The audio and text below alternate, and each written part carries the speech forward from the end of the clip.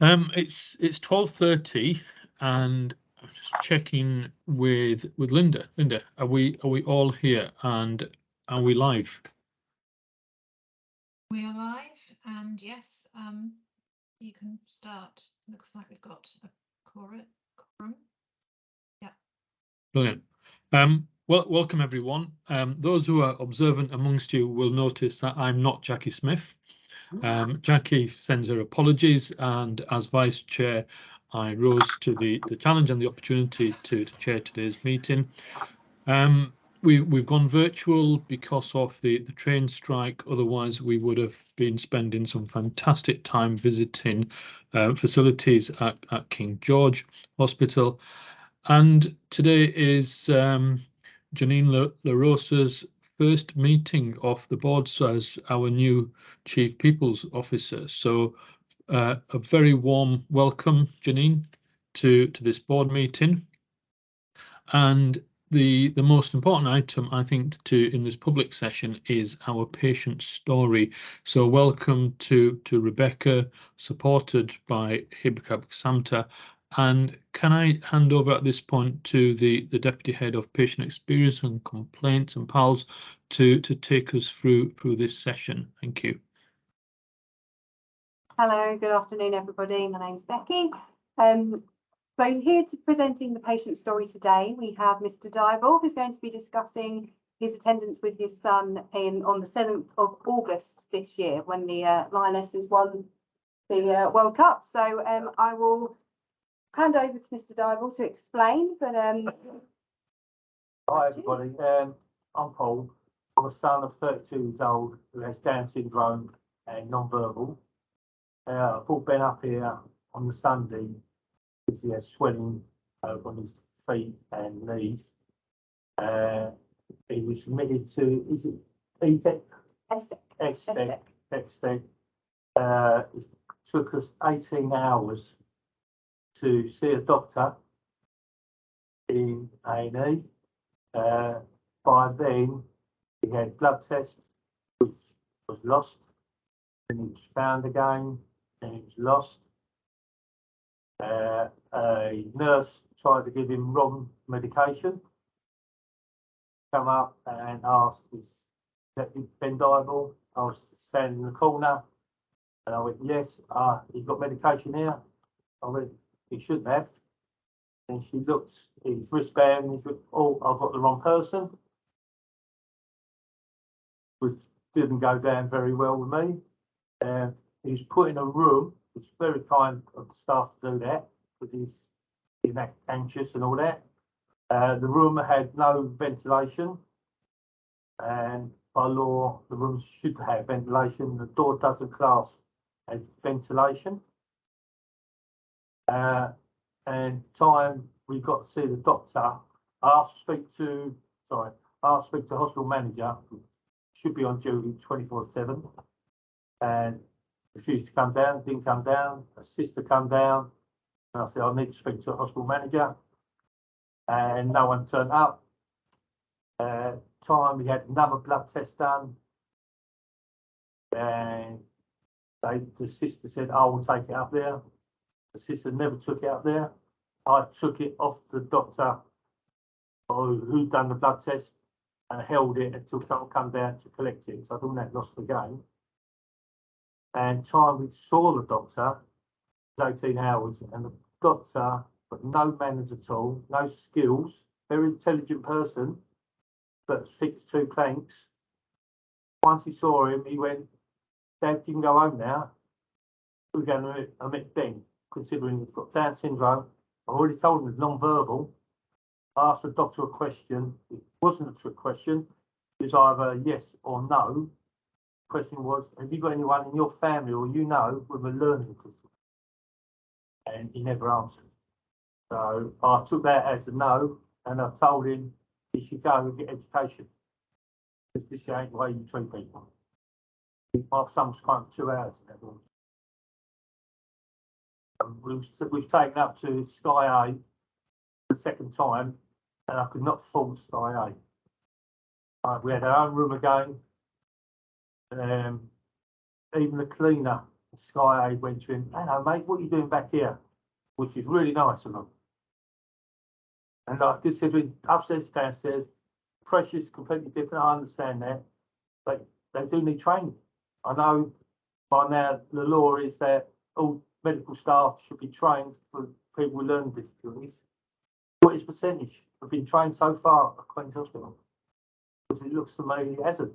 And when you come in here, the system, you go in 3 different places to be seen. It's wrong. It's absolutely wrong. These people, he's on verbal. So I've got to speak back for him. No one else is. Are there any comments or questions at all from anybody? Thank you for sharing that story, and obviously it's something that does cause us for concern and for us to be aware of it and how the organisation's responded. Really appreciate you coming here today to talk to us about that, but obviously what you want to know is what will change as a consequence of coming here. So I'd like to invite Matthew Trainer, who's the Chief Executive of the Hospital Trust, to respond initially, followed by Catherine Halford, our Chief Nurse. Thanks, Navib, and thanks for sharing that story. I'm sorry I had that rotten experience, and you're absolutely right that we need to make sure our staff understand how to work with and care properly for people with learning disabilities and their family as well. I know Catherine will say more about this because we do have a very good learning disabilities team actually within the hospital that has been doing a lot of work on this front. But I think the experience of both you and actually too many people at the front of the hospital at the minute is that they're coming into a very pressured environment where actually sometimes the quality and experience of the patient care just isn't good enough. So I'm not going to make any excuses for what you've experienced there. I'm not going to make any excuses for your experience there, but to say that we'll try to find out both who the members of staff involved were so we can have a conversation with them about how they approach and work with you. And I recognise your point actually that the stress of the environment doesn't excuse treating people rudely, you know, and it's hard sometimes, I know, for the staff when they're under a lot of pressure down in the emergency department, but it's also hard on patients and families who've been there for a very long time too. And it can be a very tense environment at times. So there's no excuses for anything you've raised there. We will have a look into this, and I know Catherine will want to say a bit more about what we're doing about caring for people with learning disabilities. So I apologise on behalf of the Trust for your poor experience there. Catherine? Thank you. I would echo Matthew's words, actually. Unfortunately, your story isn't a unique experience in our ED department. So over the last 6 months, we've been working really, really hard, not only in ED, but across the whole of the organisation. So we have a learning disability team, but prior to about July, August of last year, they didn't go to the ED department every single day. They now do that, and we now have a way of the ED department notifying the learning difficulties team that we have a patient in the organisation, in the department, and they come down and see them. So that's new and changed. We have quite a big, sorry Sorry to butt in. Yeah. But do they work 7 days a week, 24/7, or are they just 9 to 5? I believe they're 9 to 5, yeah? So they're Monday to Friday. So you're telling me someone with a learning difficulty can't be ill on a Saturday or Sunday or after 5 o'clock because you've got no one staff there who's been trained to sort it out. So you're telling me that because you've got a learning disabled, okay, you can't be ill on the weekdays, weekends, Saturday and Sunday. You only have to be ill 9 to 5 because that's the only time we've got someone there. So can I ask that? Yeah. So can I ask that we allow board members to discuss this item. Some of them I know will have in mind to raise the points that you're making. You've had your opportunity, and we will beyond this board meeting continue to have conversations and work with you and other patients to improve our services. So this isn't your only opportunity. So can you allow colleagues or board members to ask questions and make comments? Yeah, because you're just saying something which is quite rightly. I've commented on it. If you don't you like brought it, it. That's You brought it up, and there might be other issues that you may wish to bring up, and we'll make sure that those are taken on board as well, but probably best done in the appropriate way. So Catherine, would you like to continue? But please do respond to the question of out of hours services. Yeah, thank you very much indeed. I think it's a fair point, actually. So people are able, the learning difficulties team are on call 24 hours a day, 7 days a week. So there is an opportunity to call for expert advice if that's what people want. But actually, we need more than just the LD team. So since August of last year, we have had a significant amount of training undertaken in the organisation. So in August of last year, we had about 30% of our staff who had been trained in looking after patients with learning difficulties specifically. That figure is now at over 90%, which is a very high figure, and that includes both nursing and medical staff. So that is a significant change over the last few months. We're one of the few organisations in the country who have such a high level of training, actually. So that is very positive, and that is across both sites. It isn't just this side. So whilst we don't have a team on site 7 days a week, 24 hours a day, we have access to the team 24 hours a day, 7 days a week. So that is possible, and that is a significant change from previously. So I hope that answers your question.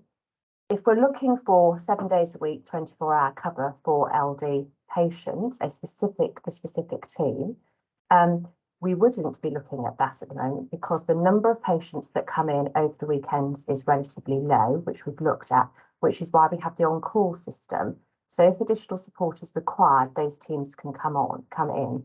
That's not unusual. We have on-call teams for a number of different services where we don't believe that we need 24/7 services. However, we also know that we have increasing numbers of people with learning difficulties coming through the organisation. So we're reviewing that on a regular basis. And if we feel that the numbers are increasing significantly, or we're not meeting the needs of people coming in over the weekend in the way that I've described, then we will absolutely make a case to the board for further investment. So over the last few years, we've had about £500,000 invested into our safeguarding and LD team, which means that we are able to provide the care and the quality of care that I've described. I hope that's helpful. Yep. Thank you, Catherine. Marianne? Hello, yes. Hi, Paul. I'm Marianne, one of the matrons from ED. I met Paul up on the ward the following day after Ben's attendance to ED. It was just to provide you as a group with a little bit of feedback and some learning actions that we've taken on the perspective of the emergency department as a result of Ben and Paul's story.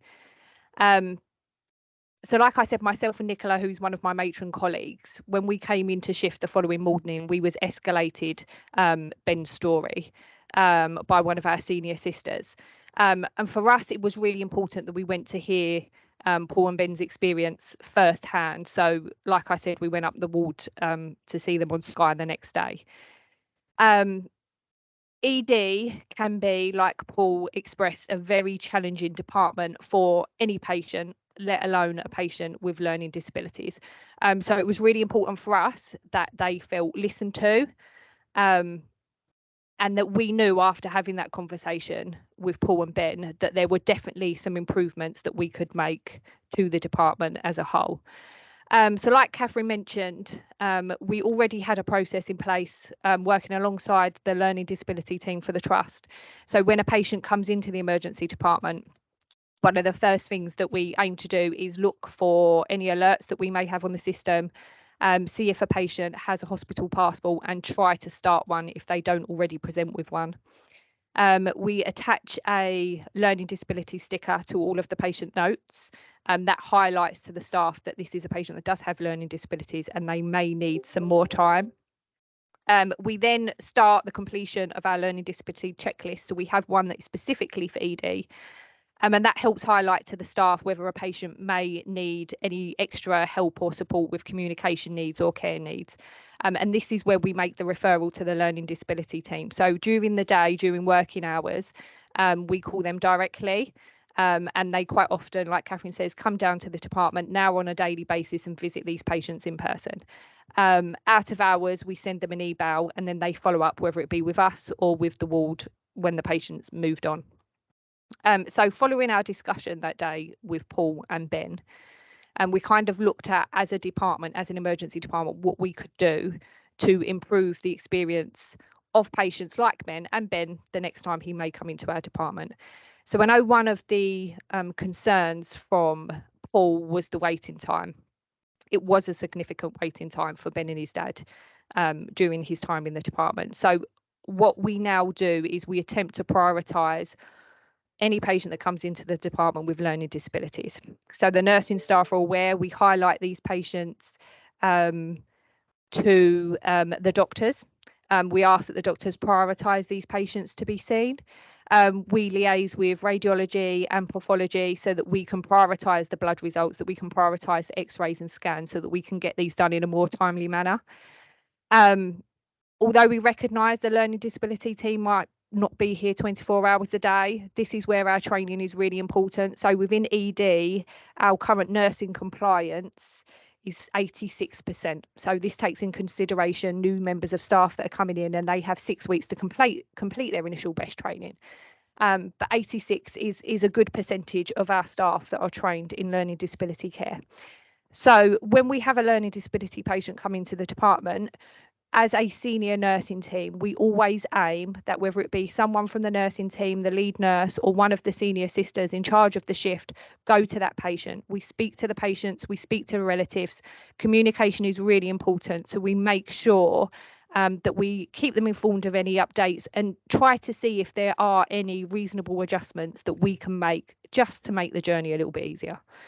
So we do try to put patients inside rooms if that's what makes them feel at ease. Sometimes it might be getting a recliner chair rather than our A&E trolleys if that's what makes them feel more comfortable.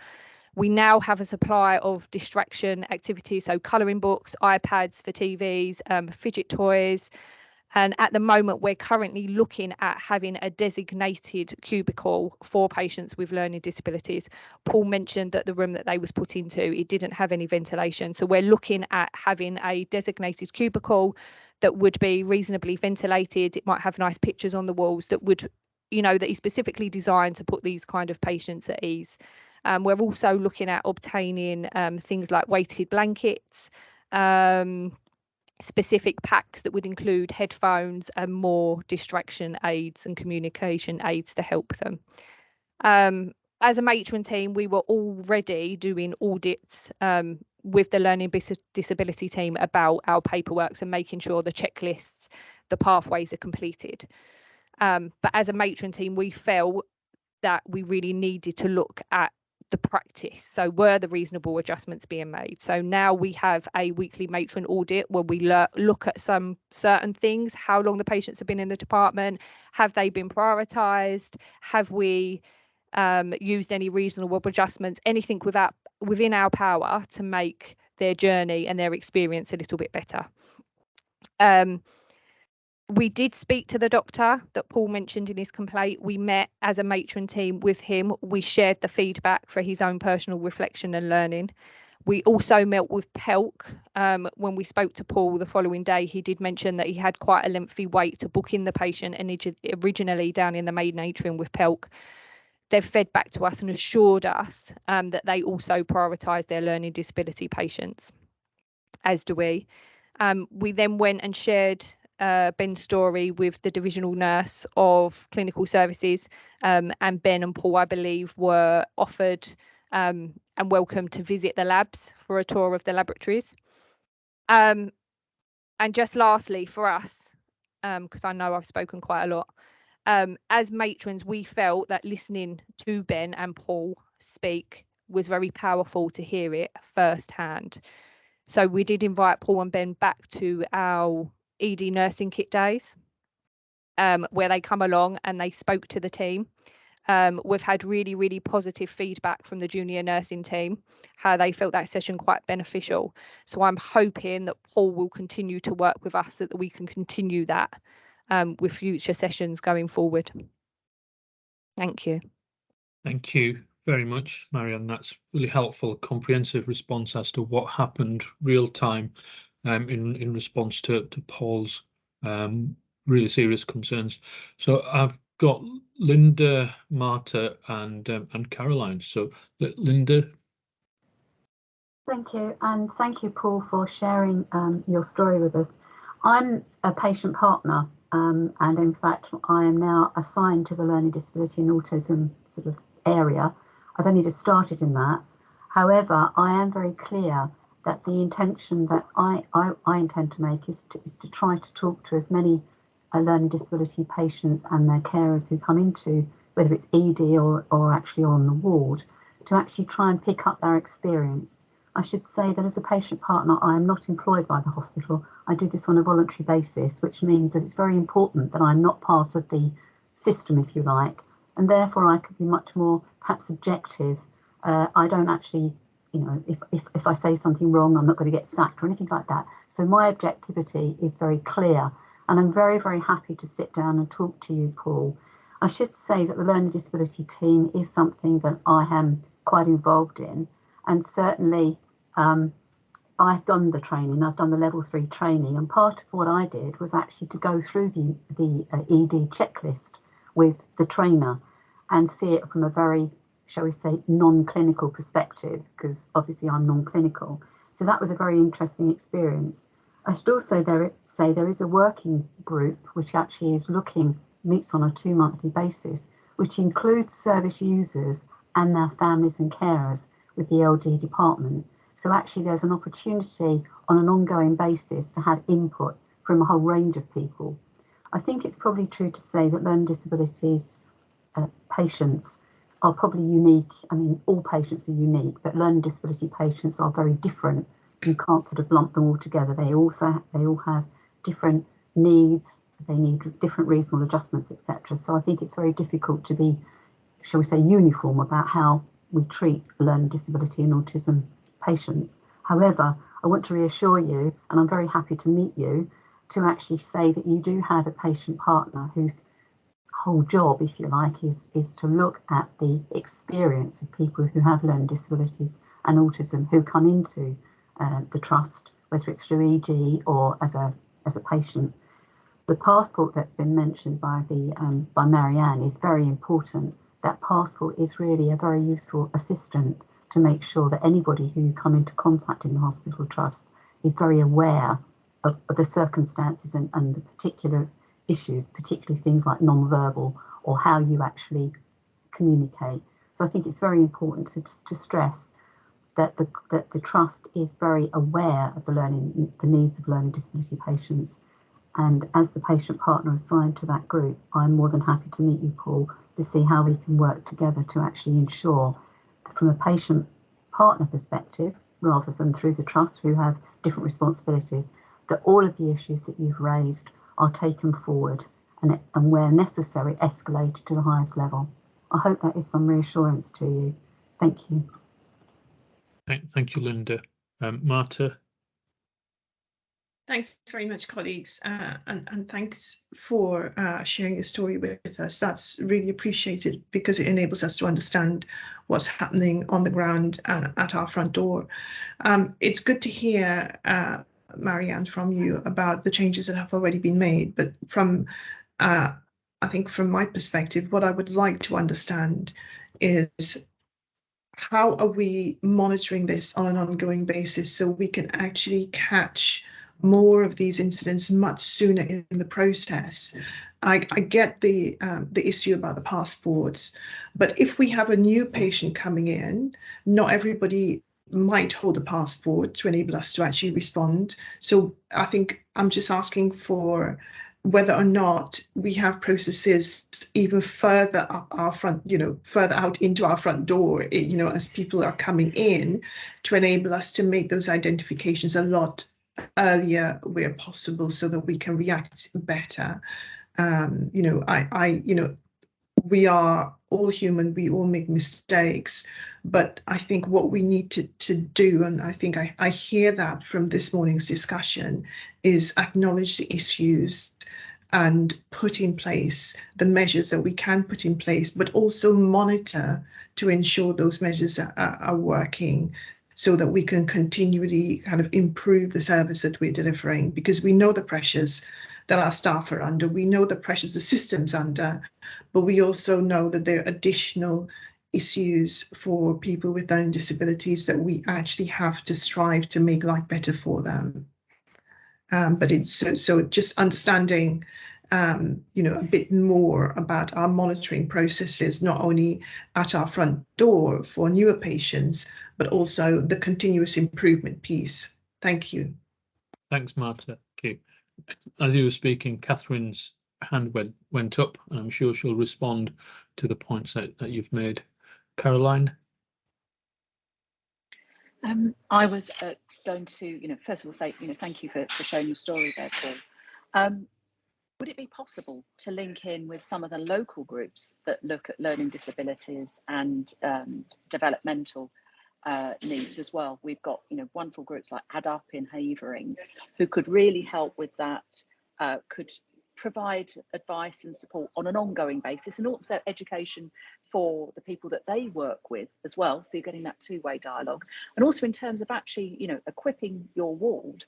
You know, they may be able to help with that. I'm the parent of a child who has developmental needs, and you know, often there's a lot of things that you know that you can source either cheaply or that can be donated. So looking at that linkage with some of the community groups who would be, you know, really happy to have a voice and provide help and provide that education to some of the people that they work with, because certainly if you go into a hospital as a lay person, sometimes it can be deeply confusing. You know, just the terminology of are you a major or minor? I mean, you know, just things like that as you go, and if you're not a health professional, can be deeply confusing. And when you're, you know, in a state of anxiety, when you perhaps have an accident or something, you know, all the more so. Yeah, thanks, Caroline.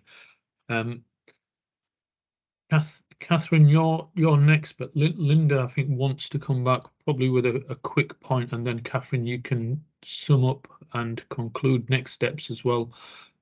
Linda, just bring you in briefly, if I may. Thank you, Mahmood. Just to respond to Caroline's point, the working group that I mentioned when I was talking does actually have representatives from community groups on it. So I'm not saying it's extensive, but just to reassure you that there are community groups involved in the Working Party, the LD and Autism Working Party. So that is a useful thing. Thank you. Yeah, thank you. Catherine? Thank you. I think this has been very helpful in highlighting a number of issues that we probably experience in the organisation, but also a number of actions that are actively in place within the organisation. Done a lot of work around this over the last 6 to 9 months. And I just wonder if it would be helpful if we asked to meet with you so that you can go through these issues, and we can go through with you what we have done and what we are doing. And then perhaps if we prepare a briefing for the board, perhaps through PCC and then up to the board, on what we are actually doing with our patients with LD, because there is an enormous amount of work that is going on and an enormous amount of training, and we have got quite a big team. And I think perhaps people aren't as well sized on this as some are, not as well sized as others. And I wonder if that's a helpful way forward. Yeah, I think that's a really helpful way forward. It's always good to hear a patient story, and thank you very much, Paul, for coming here and talking about the experience of your loved ones. What's very useful for us is that we're an organisation that's willing to listen and respond and change where it's important to do so to meet the needs of our patients. And I do recollect reading as one of the articles that I'm sure others have seen as well, is that learning disability patients had very poor outcomes during COVID. And as an organisation, we take our responsibility towards all patients very seriously, but particularly those who are vulnerable and have got protected characteristics and have a learning disabilities strategy. I, as a member of the Quality Assurance Committee, have seen that and how it's been approved each year and the work that it's done. But in your circumstances, obviously, Paul, we didn't meet expectations, but I hope, and I'm assured by listening to what colleagues have said today, that there have been some serious and long-term changes put in to ensure that our residents with learning disabilities receive the best possible service. My last point is very heartened that Linda talks about her role in that she is providing that constructive challenge on behalf of patients with learning disabilities, and there's a working group, and Caroline alluded to community groups as well, and it's that part of taking things forward which will ensure that the voice of those patients is heard loud and clear in the organisation. And can I just thank all colleagues for responding, in those who did it in real time and those who have made process and system changes as a consequence of the experience that Paul and his relatives had. I can see Gary's got his hand up, and I'm going to allow Gary to come in, because I know from my personal sort of conversations with Gary, he's very enthusiastic for our patients with learning disabilities. So Gary, whilst we're going to conclude this item, you please feel free to make some short remarks. Thank you, Chair. Just very briefly, for those who don't know me, my name is Gary Etheridge. I'm the Safeguarding Director as well as the lead for patient experience.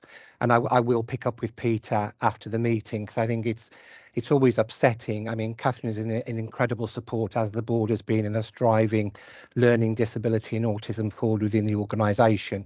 Certainly where I see where it's gone over the last 12 years in working in the trust. But very briefly, conscious of time, I think Linda did touch on, we have a working group, and I'll share that with Paul, because it would be great if he could join it. So the LD working group and autism group is a group made up of families, carers, external people who want to help us influence where we move forward with learning disabilities in the organisation.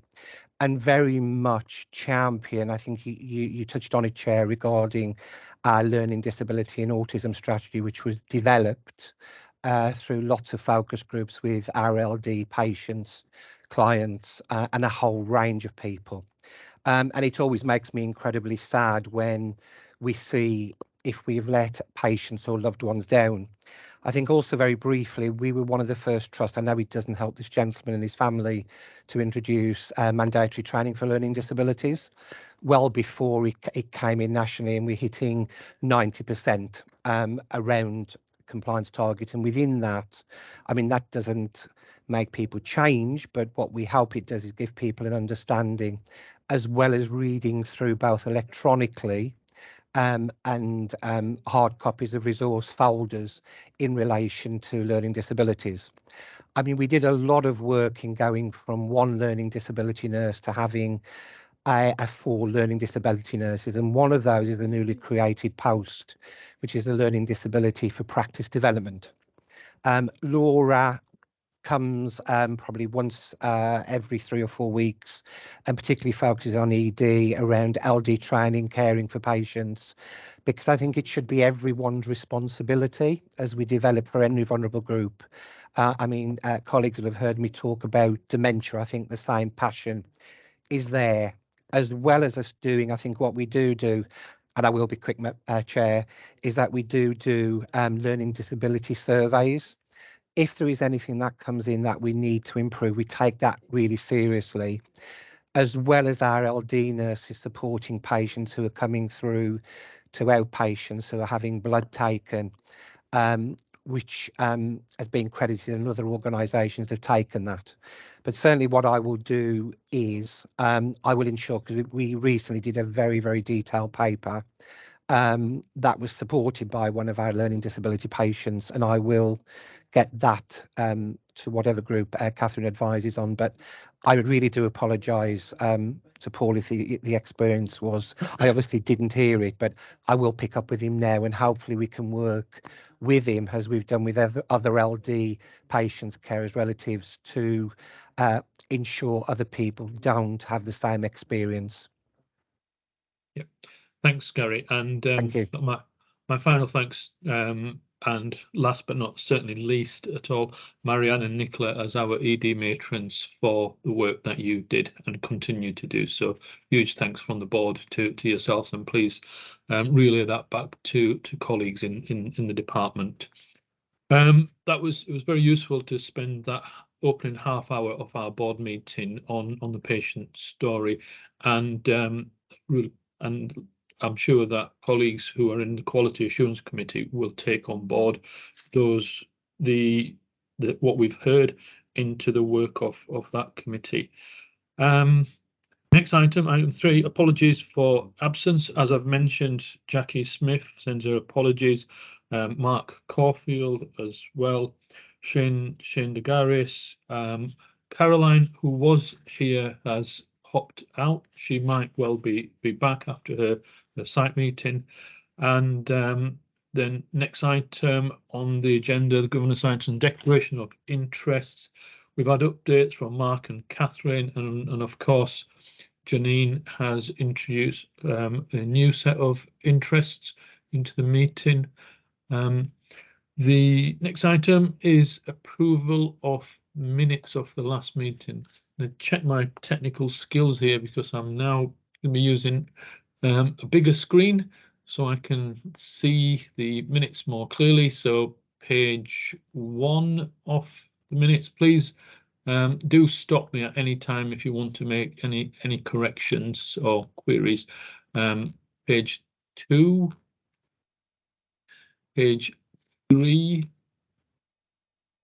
page 4, 5, page 6, page 7, page 8, page 9, page 10, 11, page 12, 13, page 14, and then page 15, page 16, 17, page 18, and finally page 19.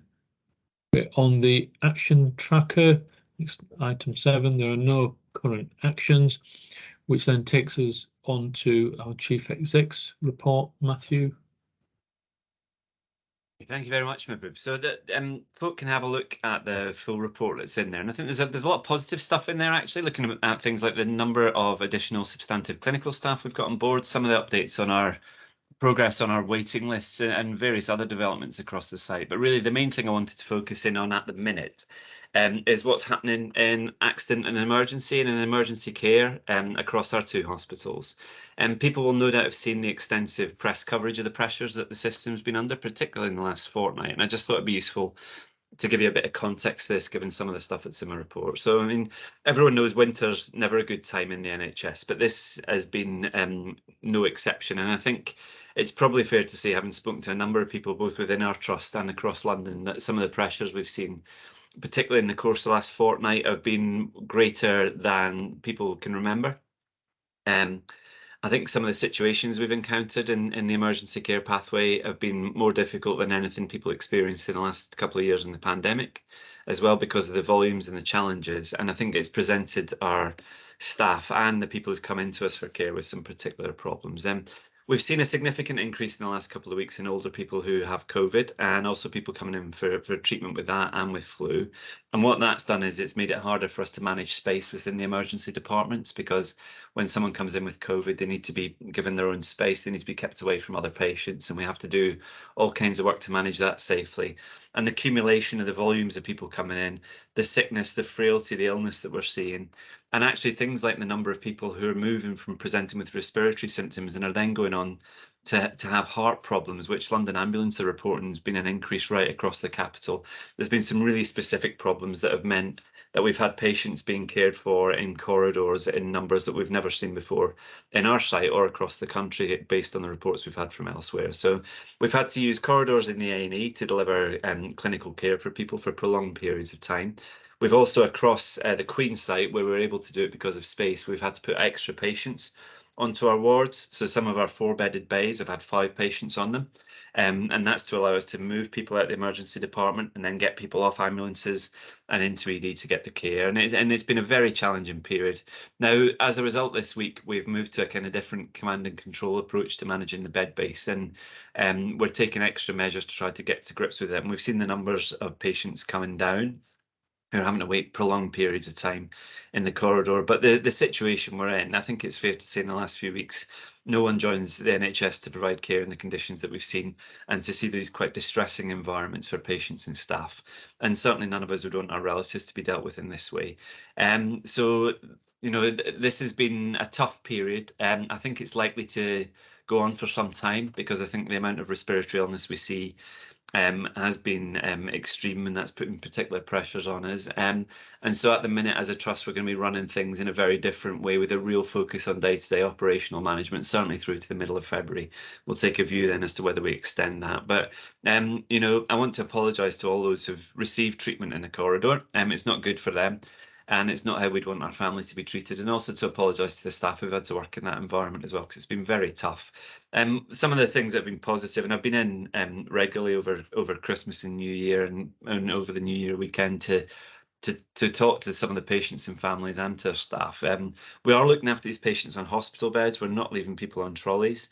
There's regular doctors and nurses working their way up and down the queue, seeing people. So people who are there are being seen by consultants, they're being seen by nurses, they're being seen by therapists, to make sure that we keep people moving. And we are trying to prioritise movement of patients onto wards. But what's happening is, because we're having really sick people coming in for resuscitation, sometimes people are spending longer in a corridor because someone who's come in through resuscitation has had to move on to the ward first. And we are working now with the external system to try to help things. You know, on New Year's Day at Queen's and King George, we had easily the equivalent of a ward on each site of patients who were well enough to go home, but we couldn't get them out on those days, because we just couldn't quite get things right to get them home. These are people who are too, you know, I think there's been a bit of a narrative in the papers about giving the impression perhaps that there's lots of well patients sitting in hospital beds. There really isn't. There's lots of very sick people who need care to go home. These are not people who are sitting up in bed saying, great, I want to go home and get on with my Christmas. These are people who need to go home to a care environment, whether it's their own home with carers coming in to see them, with equipment to keep them well, maybe oxygen, maybe physical equipment to help them move around, or they need to go into a care home or into a nursing home environment. So this is, I think some of the way it's been presented has been a bit disingenuous. You know, we have lots of very ill people who I think are rightly looking for help. I was speaking to a woman who brought her 90-year-old father in, I think it was on Boxing Day, or the day after that. I've slightly lost track of the days there, but he'd had, you know, 2 bouts of pneumonia this year. He'd had a heart attack. He'd been into A&E 6 times, and she said, we get him well enough, we get him home, and then we get really frightened and we have to bring him back in. And she was saying how well the staff had cared for him, but she was saying how difficult it is as a family member to know what to do with a relative in these situations. So let's not blame people for coming to hospital. Let's not say, though, that this is a standard of care that we aspire to deliver, and let's do what we can to try to get the staff into a place where we don't feel we have to do this. But I think I wanted to make that the main focus of my chief exec report, because it's grueling at the minute. It's hard for the staff. I think we are doing things this week that we've seen are starting to turn the corner and start to make things better, but this is going to be a long, sustained period of trying to help people get the emergency care that they need. And it's you know, this is going to be quite a long haul to get through this. And I think, as people can see, it's a national problem, but one that in our trust we're dealing with some particularly challenging environments to try to get things through. So that was the main thing I really wanted to pull out, Chair, and conscious of time, I won't go into detail on anything else there, but happy to take any questions or comments on that. Great. Thank you, Matthew. Marta and Kathy in that order, please. Thanks, Matthew. Thank you so much for your report, and in particular, thank you for drawing out the sort of more recent experience. And I'm sure other board colleagues, but I fully agree with you about the circumstances that we're having to operate in at the moment. So two questions. Do correct me if I'm wrong, but I understand that no staff at our hospitals joined the strike this time around because the vote wasn't high enough for that. So I wanted to understand if we perceived any impact from surrounding areas of patients coming into our hospital as a result of the strike.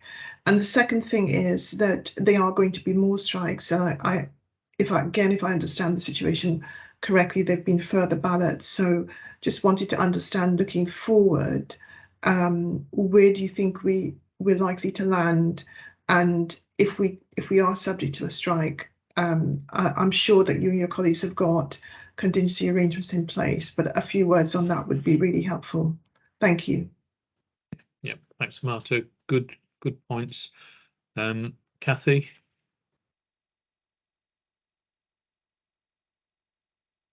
Thank you very much, Matthew, for this.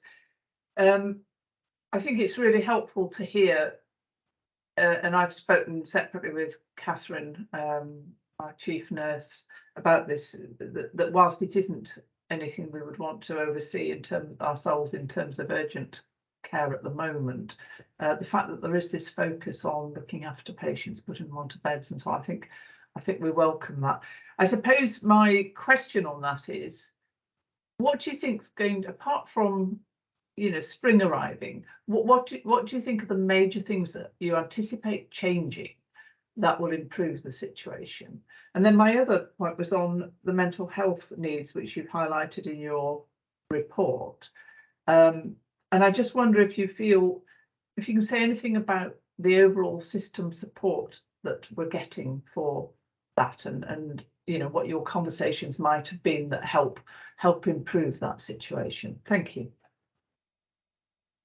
Thank you. Catherine? Perhaps I could just talk a bit about the care, and then perhaps Caroline could come in about the mental health patients and the changes that we're making, because we're doing quite a lot of that. Seems to have disappeared. So I think I would echo everything that Matthew said about care in the corridor. It's not something that any of us would want or we're looking for, really. But I think given the position that we're in, we're doing the very best that we can for our patients. We're not leaving them on the back of ambulances. We're bringing them in and we're putting them onto beds, so they're looked after properly on beds. If they need to have their hygiene needs addressed, we do not do that in the corridor. We move them out of the corridor into a cubicle in ED so that their dignity and privacy is maintained at all times.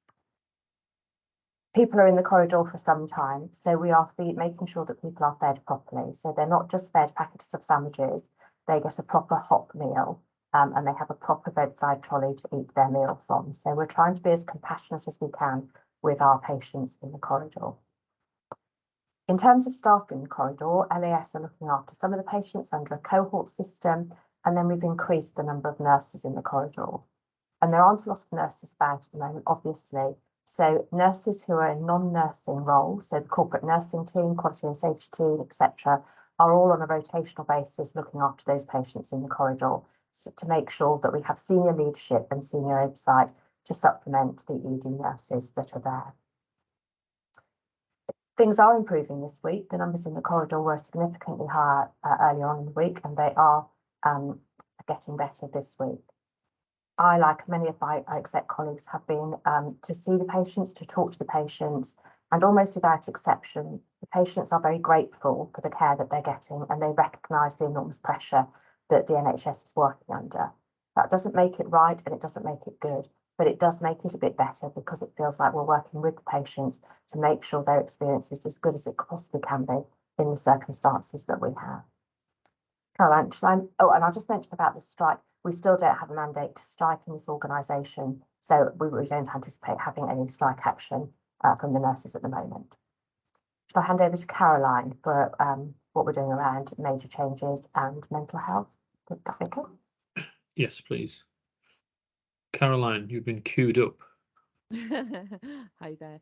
So I'll just talk about mental health first. So in terms of mental health patients in ED, we now have a very well developed and extensive escalation process within ED, so that we are able to flag up any issues that we have with any delays with responses from the mental health trust. And we do that through myself and ultimately through Matthew, through to the Mental Health Trust executive team. That's been very successful. However, we do have peaks and troughs when it comes to the numbers of mental health patients that we see. And at the moment, we're holding steady with that, but we are getting a good response from our colleagues at NELFT at the moment.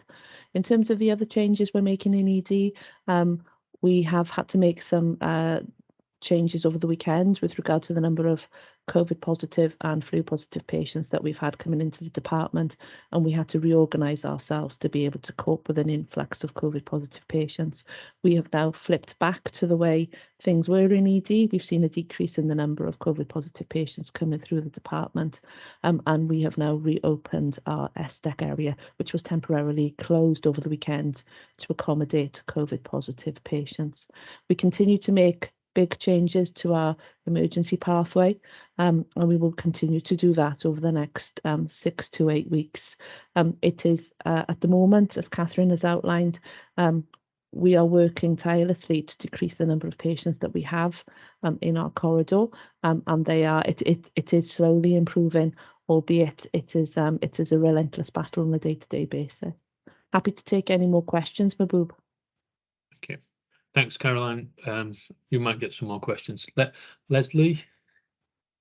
2 questions. One on the follow-up from people with mental health. I wonder if we've managed to make any progress, in particular with children with mental health issues in our emergency department, which is something that I know before Christmas was an issue, with some young people being there for considerably longer than we would have wanted them to be there.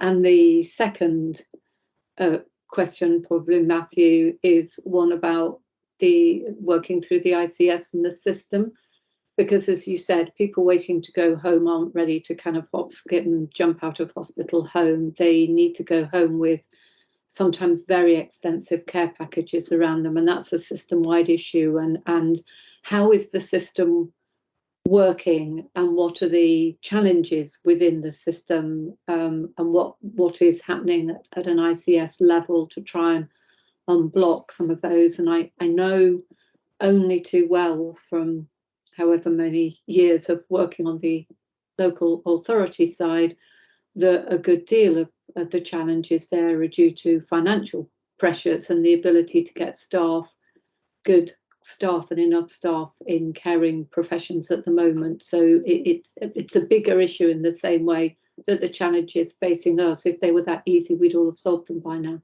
But it's really just a bit about the system issues and what's happening with addressing those. Cheers.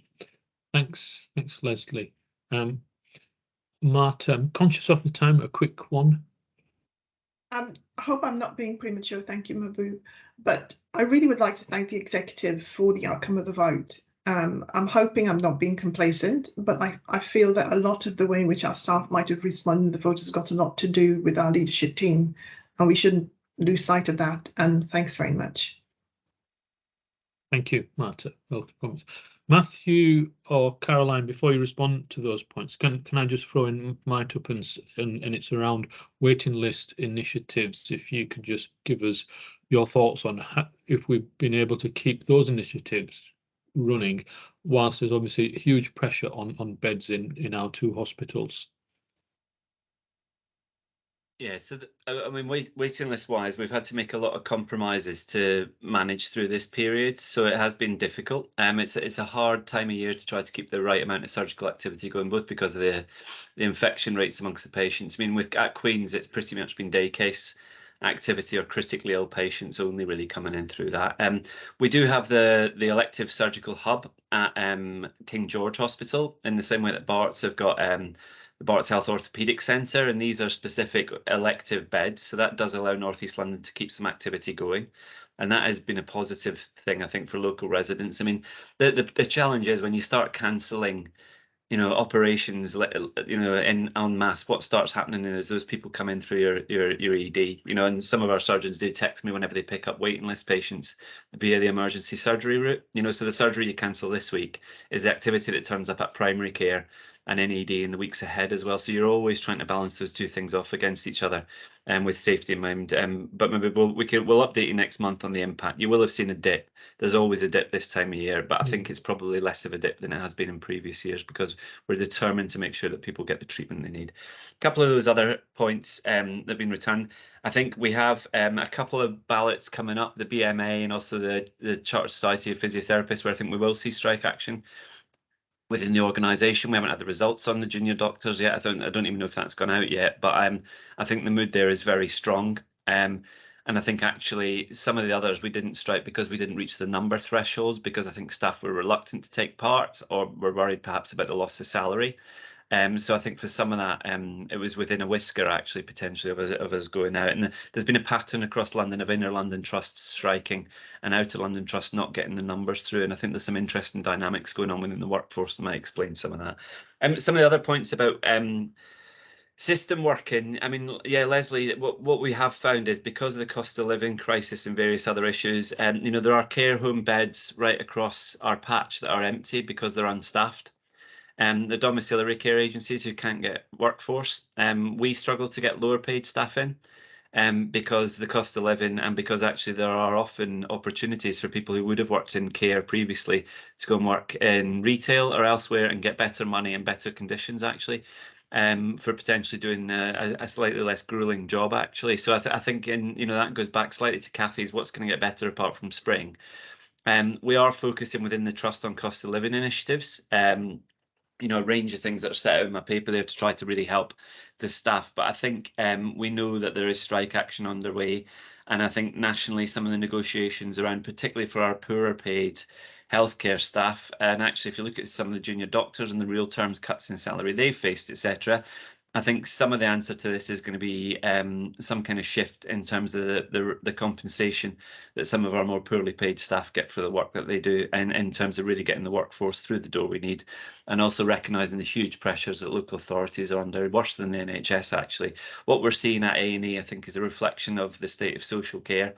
And also a reflection of the state of access in primary care as well, where despite seeing more patients than pre-pandemic, lots of the people who turn up at our doors are people who've struggled to get access to primary care. So I'm optimistic that there are improvements we can make within the organisation, but I'm not hugely optimistic that we'll see a sea change, to be honest, Kathy, this year. I think some of these issues are long-term structural issues about workforce, and I'm very much looking forward to the National Workforce Plan, which I hope is a well thought out, costed 5 to 10 year workforce plan that recognises that turning a tanker of this size around takes some time, and we need to do the very best we can in the meantime. I think mental health, we've had a good response from NELF to some of the challenges we raised, but we're looking forward to some of those services coming on stream. Children's mental health, I think, remains a real problem. I think the availability of beds across the country is dire, particularly for the children in need of admission. And I think we've been in a position where we've seen children sent hundreds of miles away from home for some of the care that they need in our part of London in recent months, and that's a situation we want to avoid. And I know the mental health system is working very hard on that. So overall, I hope that doesn't sound too pessimistic to start the year off. I should say some of the reasons I came in over the last couple of weeks, I know as colleagues did, is because when you sit at home and see the numbers, you really worry about it. One of the things that I've found heartening on every single occasion is going in and talking to the staff. And if I can give a shout out, for example, to Jay in the emergency department, one of the matrons in ED, talking to her on Monday when we had, I think, probably the worst environment I've seen in terms of the number of people in the corridor. She could tell me with every single patient what was going on with them. She had a relentless focus on patient care and quality and safety. The consultants in there knew where all their risky patients were. Everyone was getting seen and treated, and the London ambulance staff were working really well with our staff to try to manage the pressures there. So at the same time as we've seen some of the worst, the most difficult environments I've seen, certainly worse than anything I've seen in my career, equally, I've seen some of the very best of the people that work for us, and I think it's incumbent on us as a leadership team to make sure that we do everything we can to support them, to get the support they need to do the jobs to their best of their ability. So we head into the new year out from a tough position, but with some great colleagues to work with as we deal with these challenges. Thank you very much, Matthew. Indeed. Which now takes us on to our next section on quality and safety, and for the board to receive assurance on these issues. Kathy, would you like to present your chair's report from Quality Assurance Committee, please?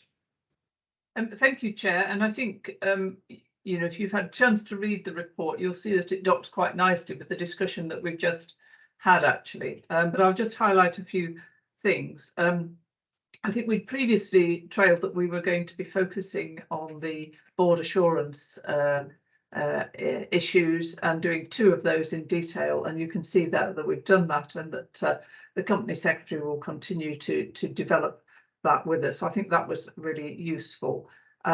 On patient experience, which was something we discussed at previous board, we had a good discussion on that, and there will be quarterly surveys to ensure that we know what's happening during the year, not just waiting for an annual survey, and also lots of actions happening.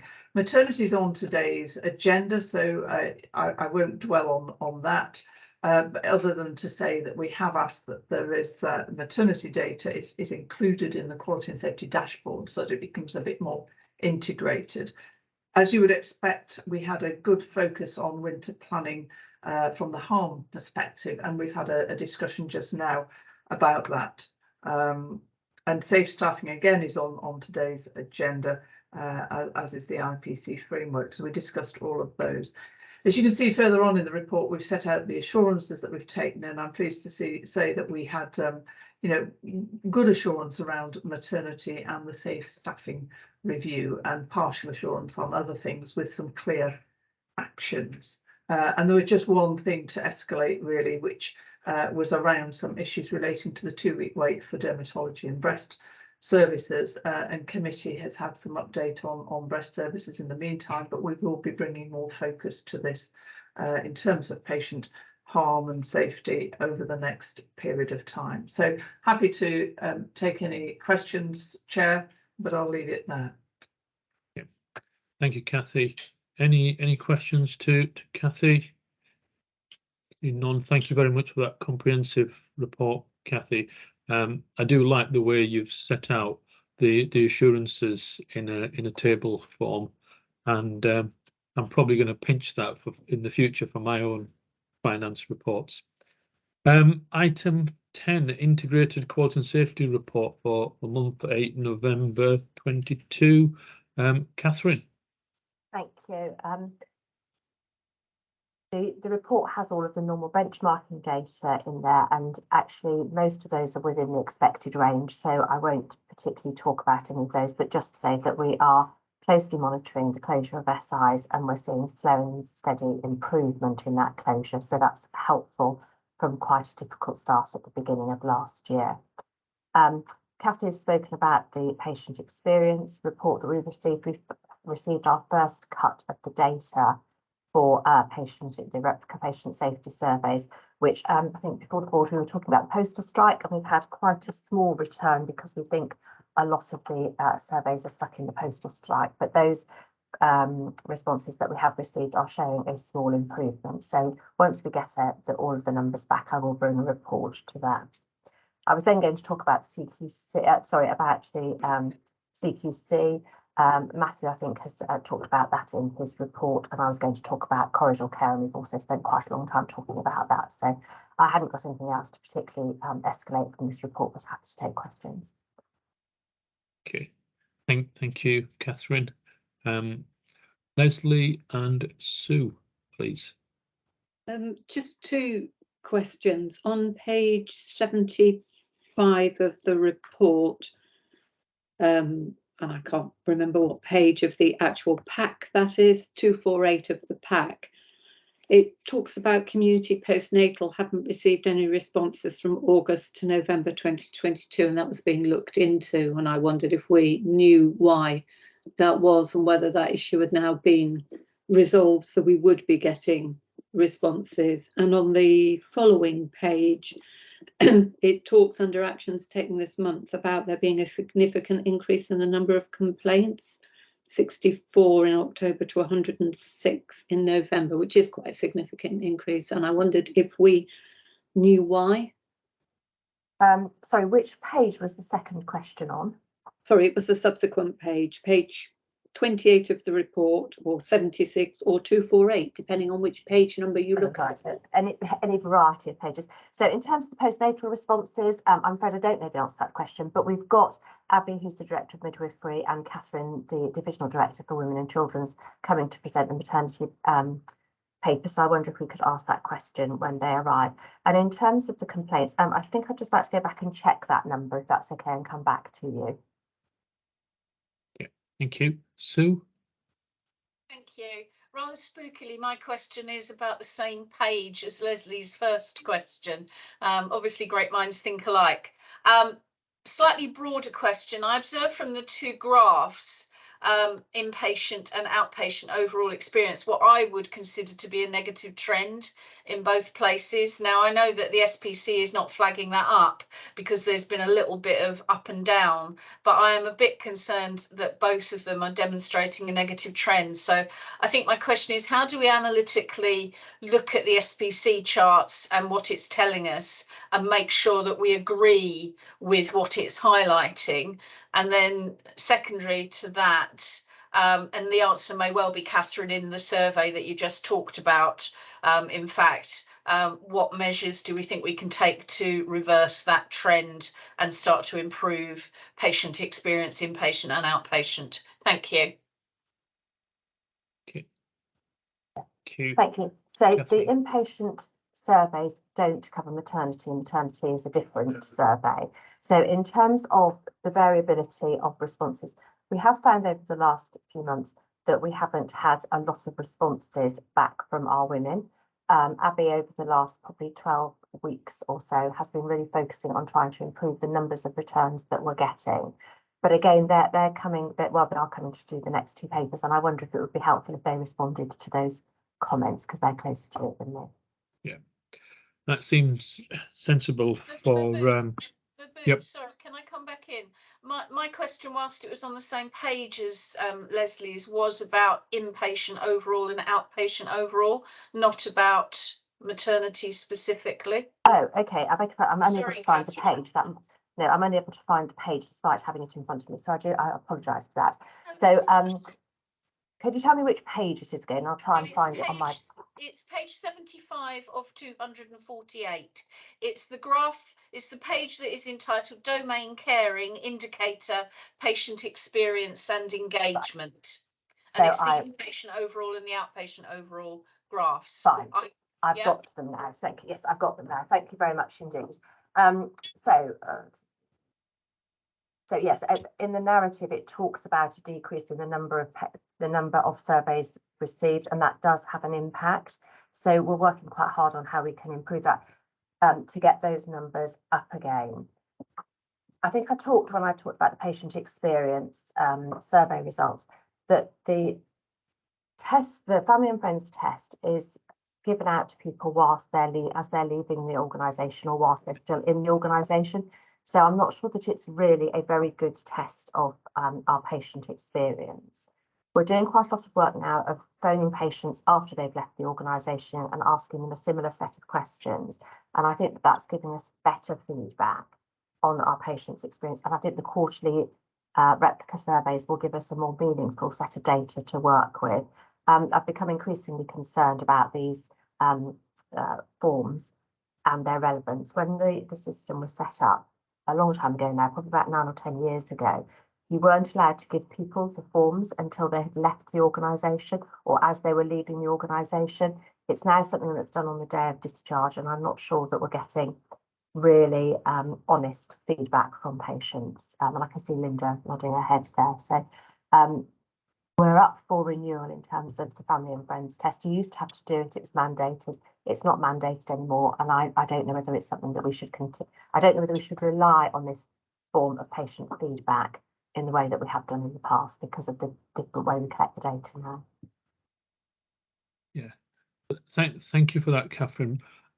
I think what if I can summarise what I've heard from you, and I might get this wrong, so let me know. It's about the response rate has dropped, and therefore you've got concerns about having a response rate that gives a proper picture of patient experience. What NED colleagues have said, and I think Sue is saying, is that whilst the response rate has dropped, it doesn't seem to be statistically significant drop in response rate. So can you think about, not for now, but for later in between meetings, to think about what are the factors behind any reduction in overall good experience, both inpatient and outpatient, if they do exist, and perhaps that's something that can be taken to QAC and brought back here at subsequent board meeting, if there are those factors, and then that should result should respond to the issue that colleagues have raised. Linda? Can I just say on the FFT forms myself, we did an exercise specifically in maternity where we actually literally filled the questionnaires out for the patients as we sort of spoke to them, which is possibly not quite within the rules. But what we found by doing that is that gave the opportunity for them to sort of consider the question rather than just tick in a box, which I suspect it is at the moment. I have to say that I have a view that the FFT questions that we have and the form itself is not particularly conducive to capture what I regard as thoughtful information. And I think the exercise that's going on at the moment, where people are being, a small sample are being rung up afterwards, at least gives them time to reflect. I think if you're walking out the door and you're given the form, frankly, sometimes it doesn't get filled out or it's done very, very sketchily. So I think that the quality of the information that you collect on those forms is a bit suspect. And I think we have perhaps better ways of capturing that information to get more reliable information. That's just my personal view, having done quite a lot of this. Thank you. Okay, no, thank you for that, Linda, as well. So, Catherine, thank you for agreeing to look into this further, but also for colleagues on the next item can respond to maternity experience questions. So that takes us then, if there aren't any further questions on the Integrated Quality Safety Report, I'll move on to item 11, maternity services update. Catherine, over to you again. Look at you. Oh, yes, that's lovely, thank you. As part of the Ockenden review, it was advised that we should have the people who are responsible for maternity services coming and presenting their data and information to the board. So this is the first time that Abby and Catherine have joined us. So Abby is our Director of Midwifery, Catherine is our Director, Divisional Director for Women's and Children's Services. They will come to each board where we have a presentation on a particular maternity issue, so that you as board members have the opportunity to ask further information, more detailed information of the people who are leading the services. So they're going to take us through the next two papers. So I'll hand over to them now. Thank you. Okay, thank you. Good afternoon, everybody. My name is Abby. I'm the Director of Midwifery. And thank you so much for inviting us today to present this paper. So the first paper that we're going to be talking about is in terms of our CNSC paper, which is a clinical negligence scheme for the trust that all the maternity units across the whole region and across London normally are benchmarked against in terms of 10 safety actions for all maternity services, for us to be able to deliver as a maternity service in terms of safety and quality care for our patients. So this is the fourth one that is going to be submitted in the month of February this year. So the main purpose of our presentation, of our feedback to you today in form of a presentation, is to let the board know in terms of our progress with the 10 safety actions.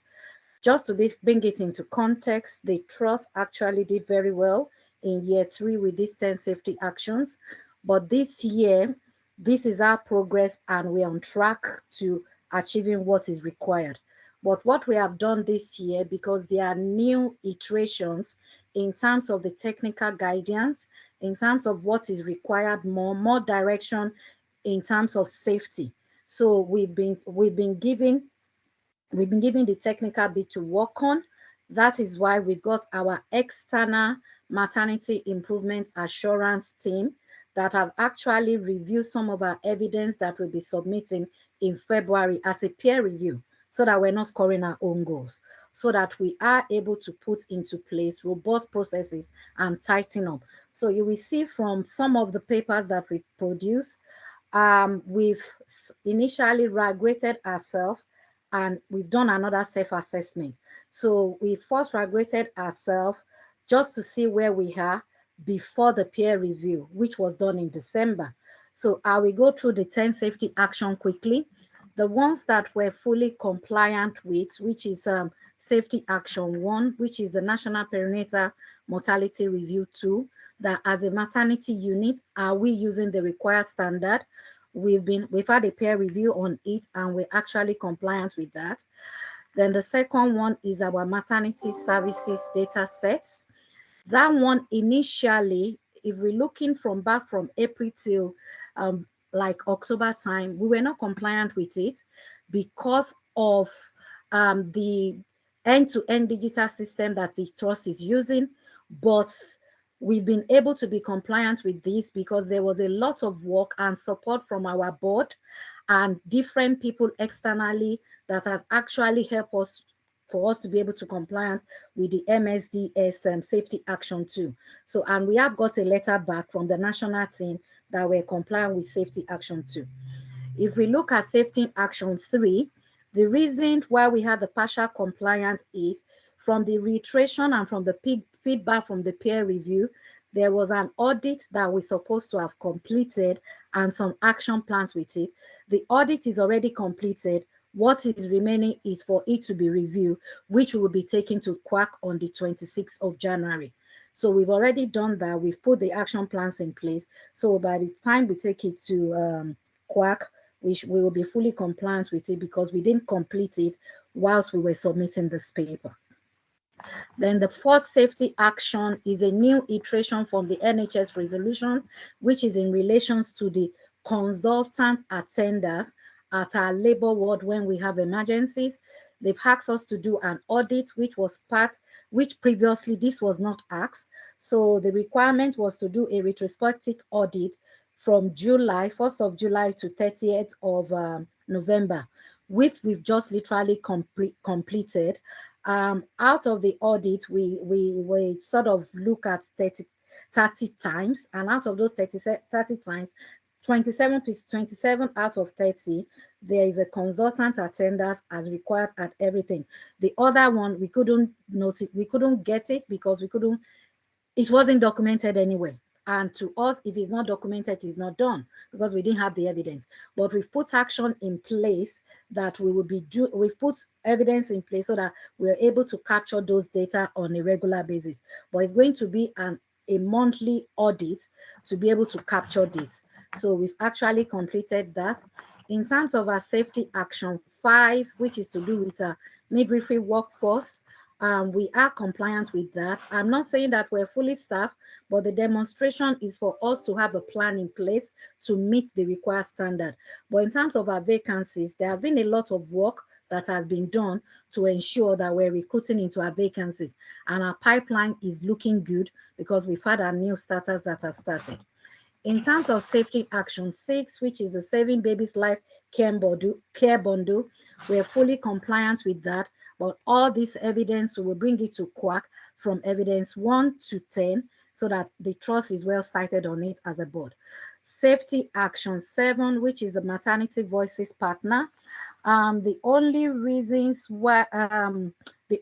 I just wanted to touch on that quickly is in terms of ensuring, which we were commended for when we had our Ockenden review, in terms of the co-production, in terms of the listening event we've done with our women, we answer some of the questions we're talking about in terms of the friends and family test.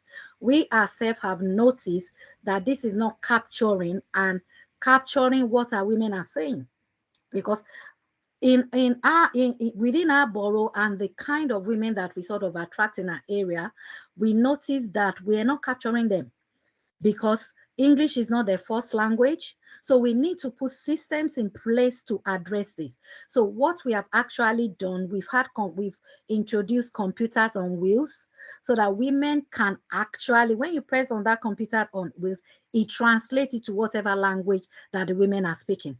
So we have a Maternity Voices partner that does floor work in our area as well, and they collect some of this feedback from our inpatient area, both on antenatal ward and labor ward and the postnatal care and HDU. So this has shown in some of our ward accreditation, the one that was done on Cora and HDU. I think Cora ward, they had I think HDU, they had over 90% feedback from the women that are actually passing through that. We've realized that we actually need time to actually listen to this to our women. And what we're doing with MVP as well is going into, we're launching outside into the breastfeeding cafes, in terms of the outreach areas where we're getting this feedback. And there's more work that we're doing in terms of meeting these demands. So I just, because of time, I won't go much into that. And some of the requirements they also ask us in terms of safety action 7 is to check in terms of remunerations for our co-chairs. Although as a trust, we're not the one paying the remuneration for our co-chairs. So what our co-chairs have sort of raised up is that they were not timely paid. So those ones we're working with ICB so that as a trust, we're going to be trying to see what we can do. We put a robust plan in place to ensure that their payments is being robust enough so that they are getting timely paid. And we've just got the letter from MVP confirming that they are getting paid, but they just want the remuneration to be on time. But as a trust, we're taking that up because it's good for people to work, but we want them to get paid on a timely basis. So the safety action 8, the main reason why we had Amber there is in terms of, even though we have the 6 core modules of care and competencies framework in place, but the iteration is that all MDT staff needs to be 90% across. So prior to the year, when we began the year, we didn't have that. So we did put some action plans in place, which have paid off as a maternity unit and has helped us during our co-ocking to get us above 90% in terms of our training. The only outstanding group as of 2 weeks ago was our anesthetic colleagues. And the date we put there was 5th of January to get the compliance. We are actually got the compliance now. We are over 90%. By the time of the submission of this paper, we were not, because they were not we needed 3 more people to do their training to get the compliance that was actually required. And we do have our TNA in place to ensure that we have the next 3 years plan in terms of training for our team. Safety action 9, which is the maternity and neonatal safety action and on quality issues. The only reasons why we're amber on it is because at the time of the submission of paper, we have not finished the minutes of the meeting. So the minute of the meeting has been done now. And by the time we meet QAC on the 26th of January, we will be able to evidence all this. So we just didn't want to put green on stuff because we were already working on stuff, but we were not compliant at the time. So safety action 10, which is in terms of our HCP compliance, we are actually 100% on that as well. So those are the 10 safety actions from our side. And we've had peer review, and we're still going to have further peer review and some other stuff that we needed to take to LMNS for assurance as well. We have submitted to LMNS, they've seen it, and they'll be presenting it at their own board on the 24th of January. So we're going through our governance processes. And what we've noticed from this experience, although this is my first time doing this in this trust, I think Catherine has got her hands up before I continue. Catherine?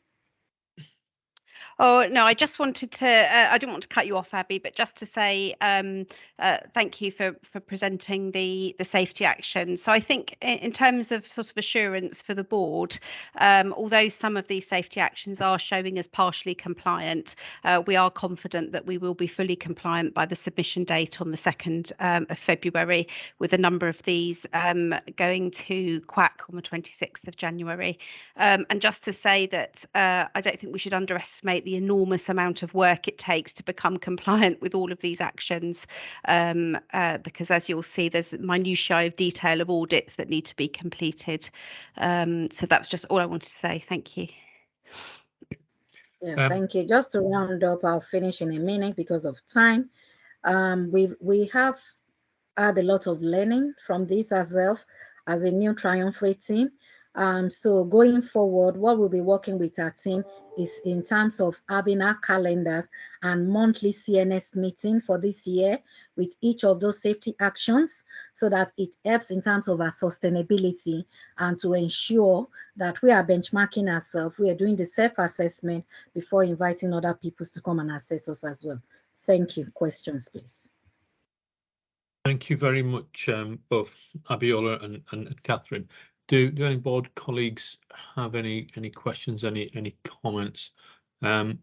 Kathy and Sue. Yeah. Well, thank you very much for this. As it notes in the paper, Quack will be able to see this later on in the month. I think, you know, I commend the endeavours to get the evidence, because I think that's the bit that we need to really test, is something written on paper, for example, about a rota or staffing.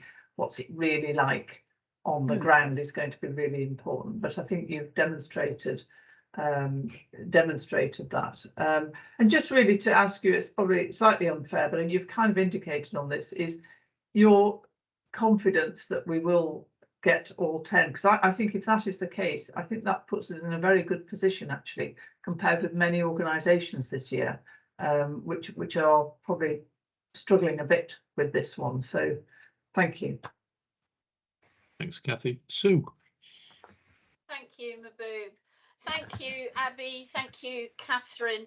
I have a bit of a question, but before I do that, I just wanted to say I was fortunate enough to come and visit your services with the Freedom to Speak Up team a bit before Christmas. And I was absolutely blown away by the energy and positivity and enthusiasm from all of the staff that I met.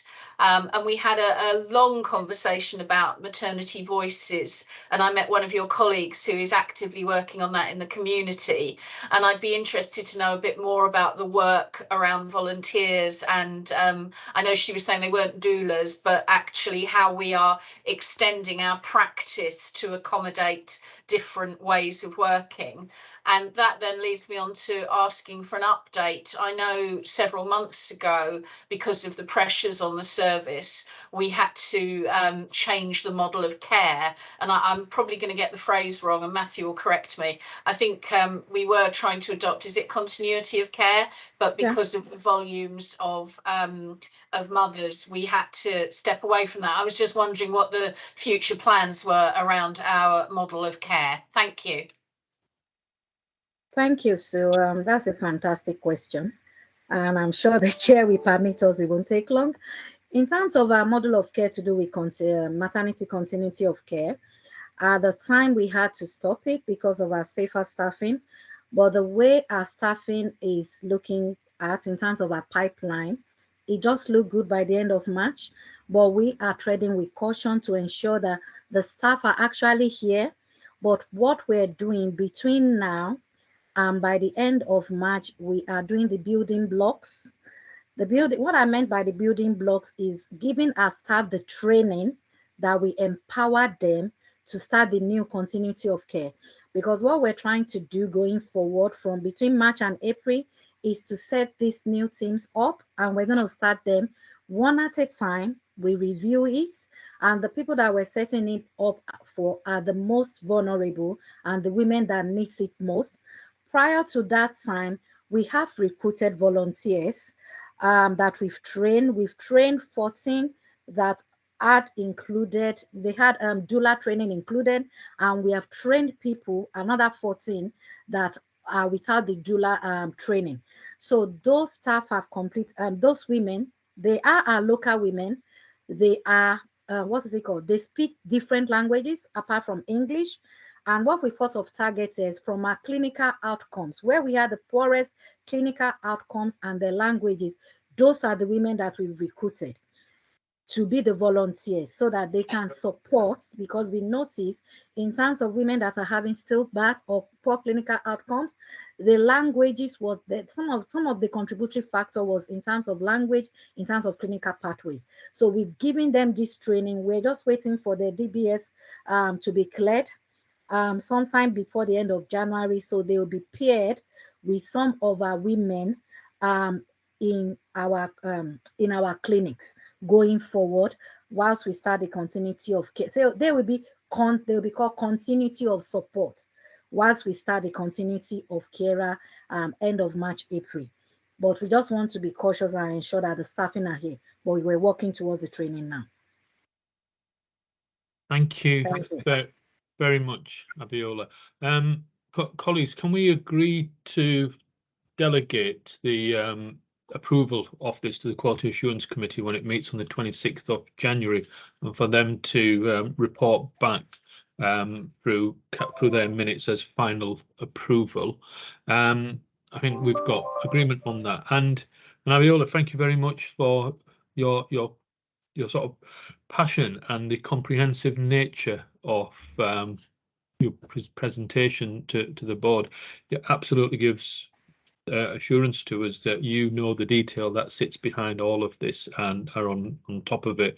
So thank you for presenting, and pass on our huge thanks to other colleagues in the team as well. And I'm sure Kathy and colleagues will look for the evidence of actual change of practice on the ground in a sustainable way. So expect a further fuller discussion at QAC later this month. That then moves us on to the next item, which you're very welcome. The Safe Staffing Review mid-year. Over to Catherine. Thank you very much indeed. This is the 6-monthly staffing review that we need to take to board. And I'm pleased for the second time that the number of nurses that we have in the organisation are broadly the number of nurses that we need when we look at our Safer Nursing Care tool data, which is really good. I say that with a note of caution because the tool is just about to be changed to perhaps reflect more appropriately the level of acuity that we have in our patients who need one-to-one care because of behaviour issues, dementia, etc. And that wasn't particularly part of the initial tool. So that's being trialled nationally at the moment and will be introduced, I think, probably later on in 2023. So at that point, we might see that there is a further increase, but I will, of course, keep the board informed with the progress around that. There are 2 areas that are currently unfunded going forward from April, and we just need to consider whether those are going to be continued to use, and that's Erica and the CYPAU at KGH. If you look at the charts on page 5, they show an improvement of our position amongst our peers. So we used to be in the bottom quarter, we're now in sort of midway point in terms of our staffing ratios, which would suggest that we still have some way to go, or a bit of a way to go, but there are very few of our peers who have significantly more staff on duty than us. So I think that that's a credit to the support from the board that we've had in terms of increasing those numbers. We're continuing to recruit. We're doing well with recruitment. We're now between 10 and 15%, which I think for a London trust is quite a low level, and our retention is remaining quite good. Some of that retention might be because we have some overseas nurses who have to stay with us for 2 years, but we don't generally have a very high turnover. And then the final thing that I just wanted to raise, which Abby just touched on slightly in her presentation, is we currently are at maternity a 1 to 24 ratio. We're able to maintain that because our level of births decreased. As our birth numbers are starting to go up, we may well need to come back for further investment in that midwifery workforce. We will also be doing the next birth rate plus audit in 2023, and I suspect at that point there might be a further increase in midwives recommended, but we don't have the date for that, and it's normally towards the back end of the year. But I hope that through the paper you can see the detail of the work where we're auditing, testing, making sure that the information that people are giving us is accurate. And although you'll probably have noticed that a few wards are slightly over or slightly under, we're able to make those changes in terms of the wards, which means that overall we've got the right sort of number of nurses. I'm happy to take any questions. Thank you for that, Catherine. And this report was reviewed at QAC in November. Are there any questions, any comments from colleagues on this item? If not, take that as agreed. I've just got to go back to item 11, the maternity services update report. Kind of Abiola segued both 11 and 12 together, which there is lots of overlap between the two. Are there any questions, any comments specifically on item 11 from colleagues? If not, can we agree those as well? Thank you. Item 14, infection prevention and control board assurance framework, again reviewed by QOC in November. Catherine, anything to add? But actually, this sits with Lampton now. She's the Dixie now, so she's going to talk to this. So I'll just hand it over to her. I can sense the delight, Catherine, of you handing over the role to me. But I've invited Sean is here, who probably does all the work, and I take the credit for it. So Sean, do you want to just quickly run through the paper? Thank you, Mamta. I'm Sean Oliver, the Deputy Director for Infection Prevention and Control. As we just discussed, this was presented at the November QAC. This is based on the national IPC board assurance framework that was initially developed to provide assurance around measures to put in place to protect against COVID. It's since evolved quite significantly since then around more of a business as usual board assurance framework for IPC that demonstrates assurance with the Health and Social Care Act Code of Practice, as well as the National Infection Prevention Control Manual guidance. So there are 4 areas that are partially assured as through this self-assessment.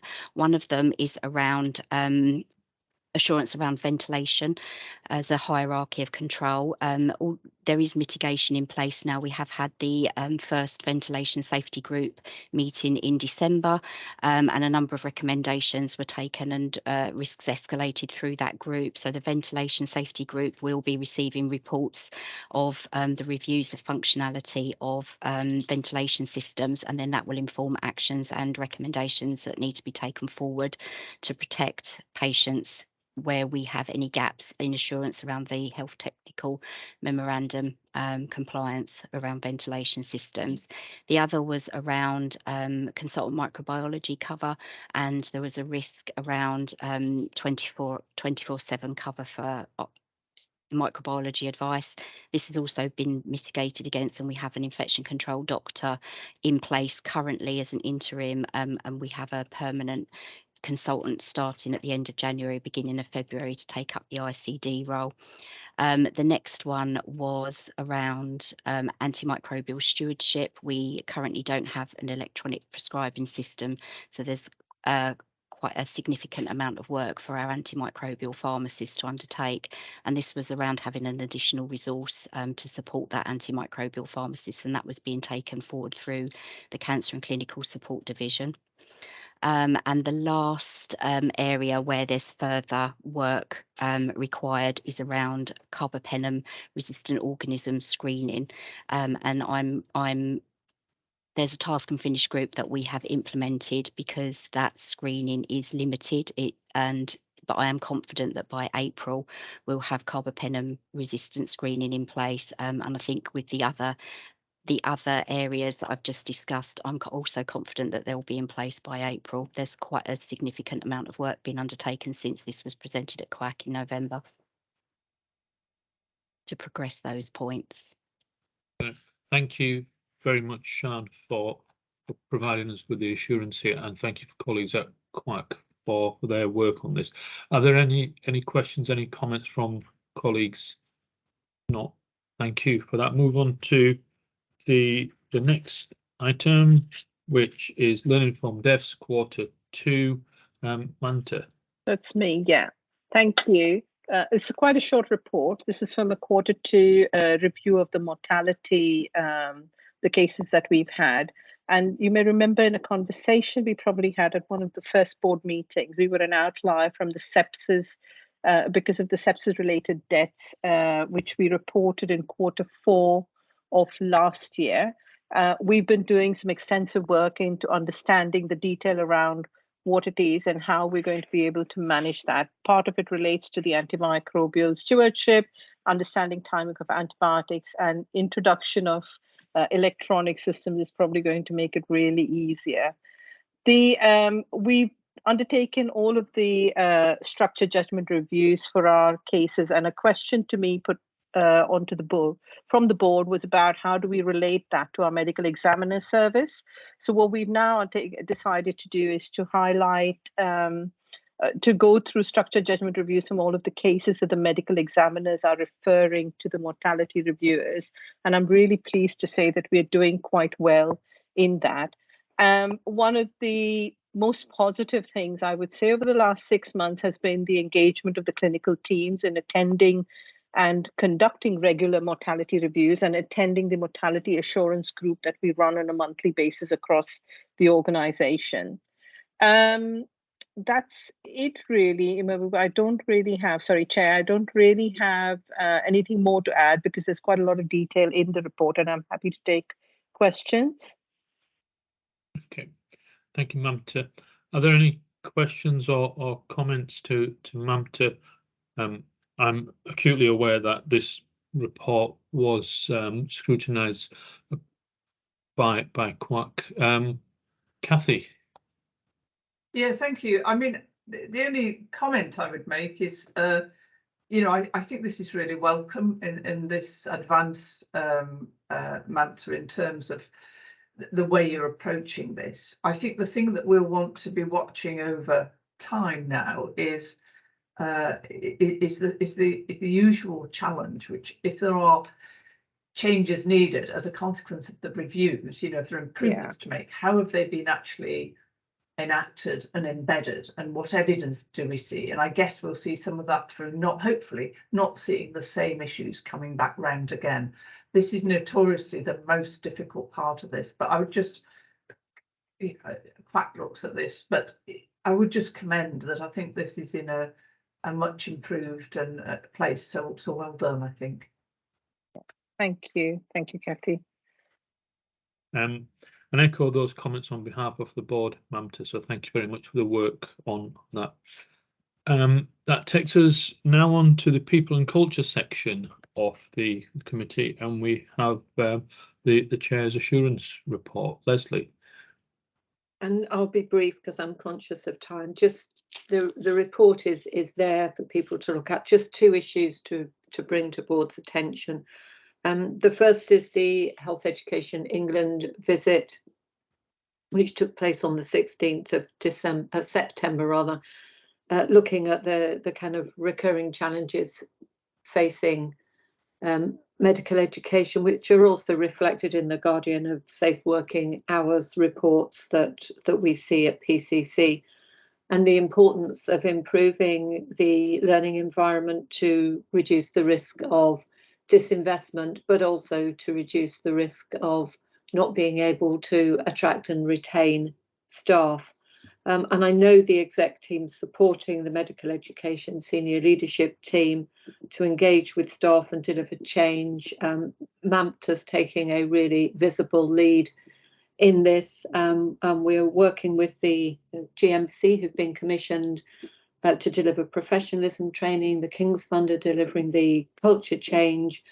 And really, it's one of these issues that needs a multidisciplinary approach, aligning finance, HR, medical education, and the trust leadership, so that we can start to see some changes in terms of the way in which we provide high quality medical education, and we have junior doctors who get a really, challenging, because it's a challenging environment to work in, but actually a challenging and supportive training here, so that they actually want to stay.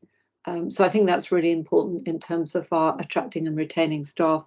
And the other issue, just to draw to attention, is the assurance framework, where we've looked at the risk around workforce, which is related to that issue, but not solely about that. We've reviewed that risk and increased the likelihood score, given the pressures Matthew spoke about earlier in his report about the workforce challenges that we've got, particularly with our lower paid workforce, who can earn more money working in Asda or McDonald's than they can working in a hospital or care environment.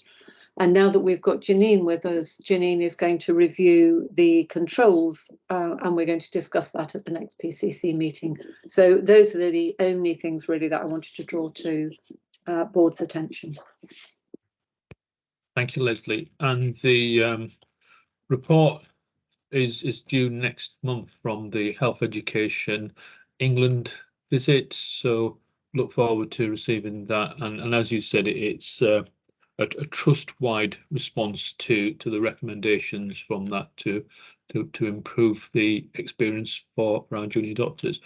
I mean, there was another from I'm a member of PCC, so I think I just want to add to Leslie's comprehensive report in that Catherine Holford brought a report which showed the significant improvement in diversity, particularly BAME diversity at senior levels in the nursing workforce structures. So thank you very much for the work there, Catherine. I know it's been many years of effort to make those improvements. So thank you for that.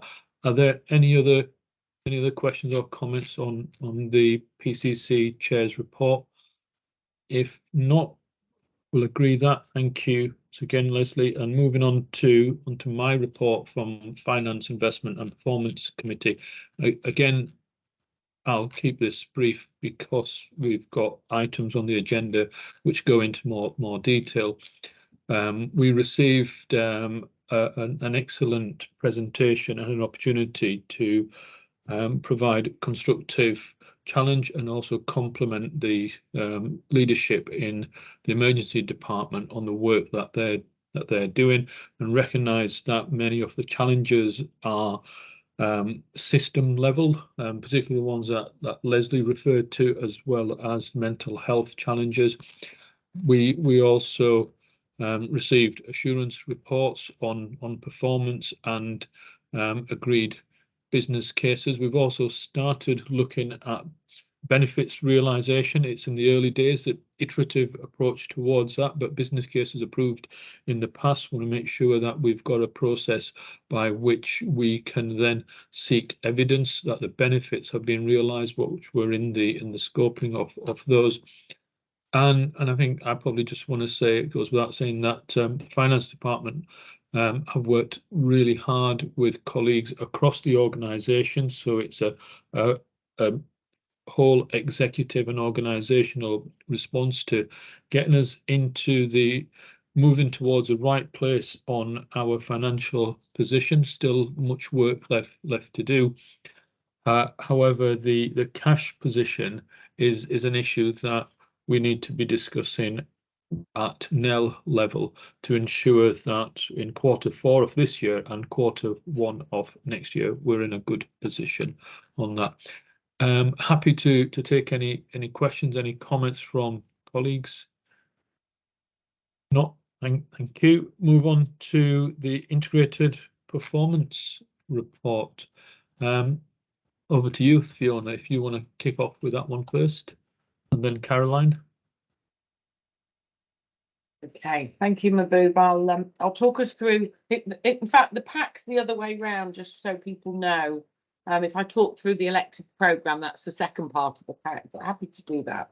Do you want to do it the other way around? Yeah, I think it just flows a bit better if that's okay. It's just that thank you very much. You popped up on my screen before Caroline. So Caroline, over to you.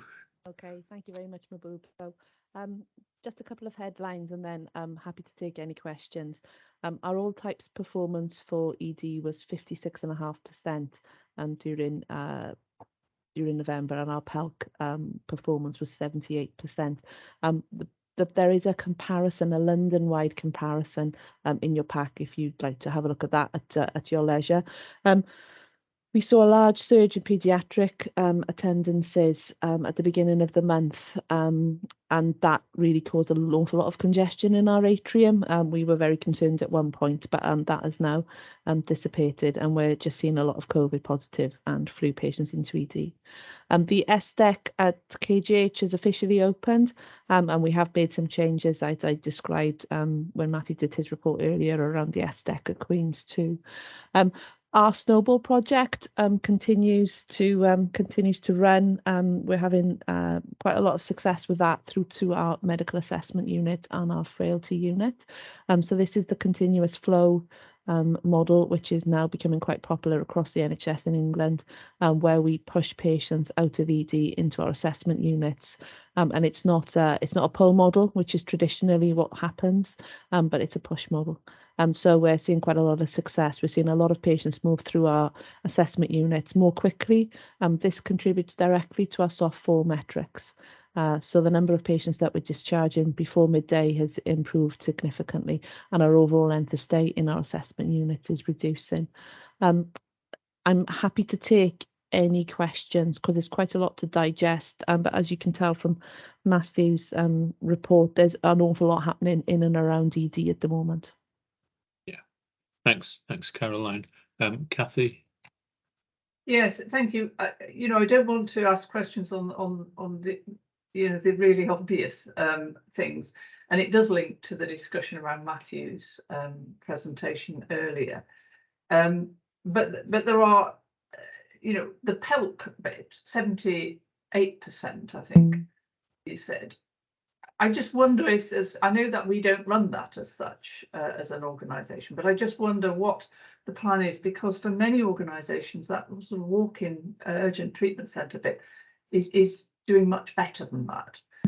Having said that, the fact that when you break down our type to type 1, those are not the sort of people who go through PELC. They are presumably majors and would maybe some of those needing a bed, but those figures are really, they just tell the story, don't they, of that we've heard earlier. But and then the number of people who are not able to go home, I just wonder what those sort of really gritty next steps are going to be to change this position as fast as possible. I'm kind of going over the ground we did earlier, but the figures, it's really stark, and it does tell that story of being prouder. So they're consistent with what we've said, but I just would like to push a little bit on what's going to change those really fairly poor numbers, which just show crowding, really.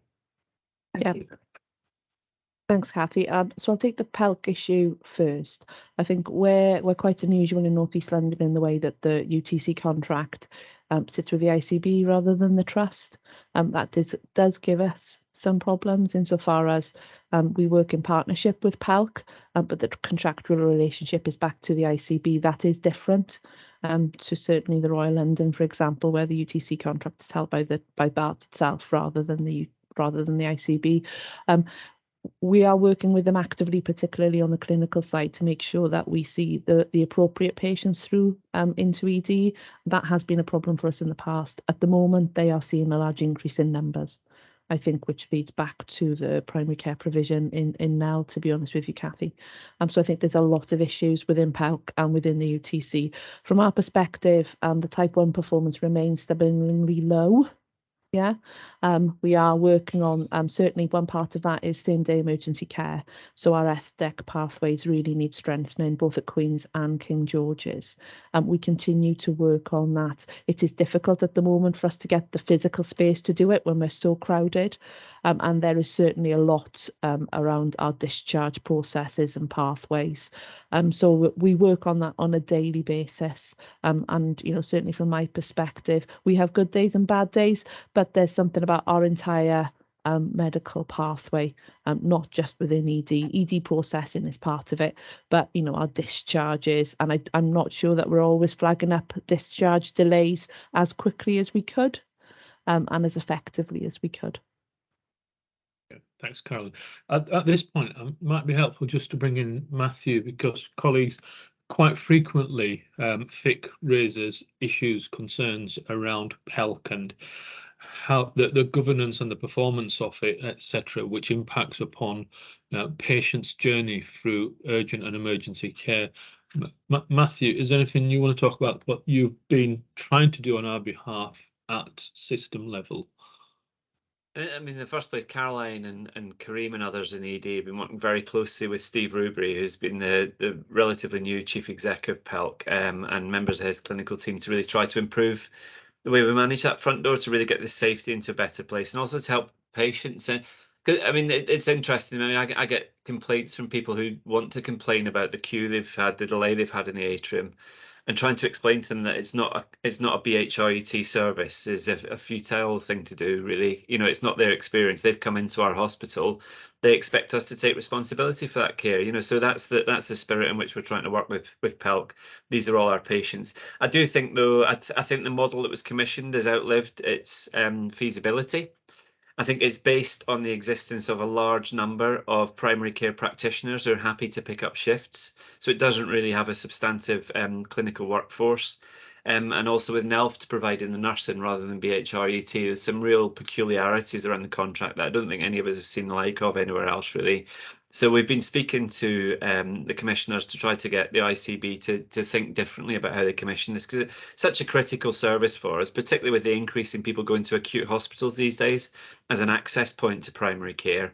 I don't think the model works anymore. I think PELC have now got a pretty impossible wicket to play on, really, because the staff aren't there and they can't really afford to get the folk in that they need. Because they're in a very competitive market, I think, with some of the Essex urgent treatment centres paying much more money as well for people who can provide that kind of primary care site. So I think the model's had its day. I think we need something fundamentally different. And I've raised this to the point where I think I'm a bore about it, actually, with the ICB. But I do think we're now getting some traction on the conversations about that. That model needs to change for the patients. It needs to change so that we, working with PELC, can get a better model of provision in there. Yeah, thanks, Matthew. Sue? Thank you, Mabu. I wanted to go back to something that Caroline said about Operation Snowball, and that it's a very different model to something that's been done elsewhere. And I'm fully on board with innovation, and it does sound like it's working. So I'd be very interested in seeing an evaluation of it after an appropriate period of time, 6 months, whatever. To understand not just the impact it's had on flow through the hospital, but actually what the patient experience has been and what the impact on quality of care has been. Because if it is innovative and successful, I'd like to think how we could support the rest of the NHS in adopting it, and not just in acute, actually, but in mental health and community services as well, because one of our challenges about beds in mental health services. So yeah, I'd be interested to know when we might be in a position to evaluate it with a view of learning lessons and sharing the good practice. Yeah. Thank you.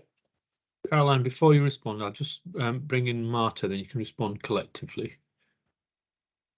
Thanks very much. I'm not sure this is for Caroline. It's probably because it's based on the comments that Matthew has just made, particularly with respect to PELC. Now, this is not the first time, Matthew, that you've raised these issues about this, how this interaction between PELC and us and the impact it has on our patients coming through the door. It has. So I'm just wondering, is there anything that you think the board can do to support you in getting the changes that are needed?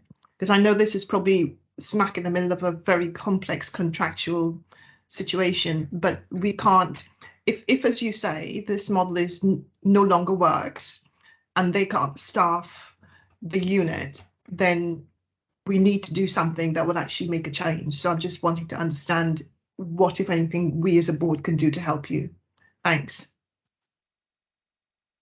Do you want me to respond? Matthew, do you want to quickly respond Sure. to that? So Zena Etheridge is the Chief Executive of the Integrated Care Board for North East London. She's now set up a new governance framework to monitor the performance between PELC and the front door of the hospital. She's having a really good look at how the two things run together. So I think she is taking this seriously, Martin. I think she's heard this board's concerns in the past. So I think we've seen a response from the ICB in the last 6 weeks or so, I think, that we haven't seen to date, and some of that's reflected the board level of concern about this. And I know that Zena and Marie Gabriel came and spoke to us as a board relatively recently, along with the BARTS board, and I think they heard loud and clear that that was one of the concerns we've had. So we have seen movement now, but rest assured I'll come back to you and ask for more help if I feel as though we're not getting the traction we need.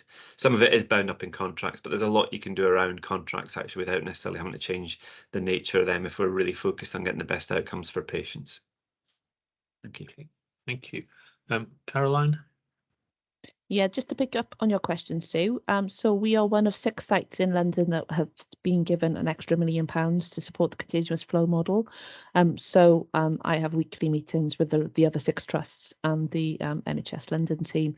So we are part of that evaluation process that's ongoing. So as soon as I've got something to tell you that's more data driven rather than anecdote, I'll certainly put a paper into effect to do that. Brilliant. Thank you, Caroline. Fiona, over to you. Thank you, Mahbub. Okay, so a brief highlight report relating to the planned care recovery programme. We continue to, I mean, the data packs there, it's the standard data pack, it gives you all the constitutional targets and some of the additional targets we've given ourselves internally to deliver improvement. But I'll just talk you through where we're going and what we're up to at the moment. So we're in a really good position in terms of the size of our patient waiting list.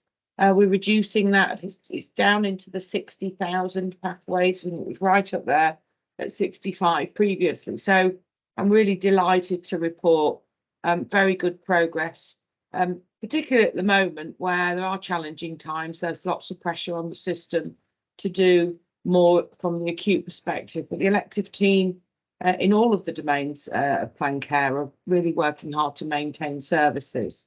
Our focus at the moment, as per national ask really, is to look very much at long waiters, recognising that there are still patients in the health services who've waited 2 years for a planned procedure, not actually at BHRUT, I hasten to add, but certainly across England, there are considerable backlogs of patients waiting a very long time.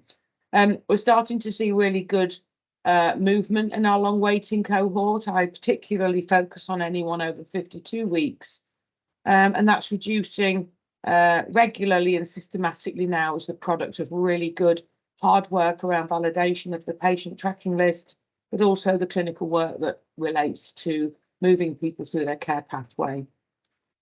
Our waiting lists in women's and children's and specialist medicine are our biggest risk. If I were to highlight some areas where we're not as confident as we might be, but I'm working with each of those divisions to identify the operational response to some of these risks. So what do we need to do?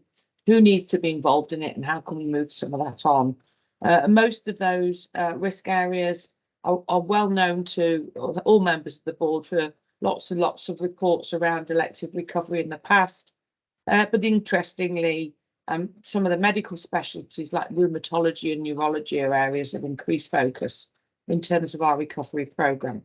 We've got lots and lots of transparency around what's going on, and we're working hard to improve that. There's some more data which I regularly provide to everybody just to show how hard we're working on making sure we use our theatres productively and efficiently and effectively. And that data is not only very important for us in terms of using our assets, but also showing and demonstrating that we are a high-performing elective provider across, but not only now, but across London and wider on a national basis. And so we are continuing to use, well, we use 92% of the amount of theatre time we have. And within those lists, we're using 77%. So a bit of work to do on utilisation in sessions, but our use of assets is 92%, which is to be commended. Very briefly talking about diagnostics, we've talked before about our DMO1, the diagnostic waiting list, and how we had a real challenge over the summer to reduce the waiting times for patients and make sure that we were delivering a high quality, faster turnaround service for patients requiring investigations, predominantly radiological. I'm happy to present that our DMO1 position is 10%. The target is 5%, and that's the best position certainly we've ever had since I've been here. So congratulations to everybody who's worked very hard to recover our diagnostic waiting list position.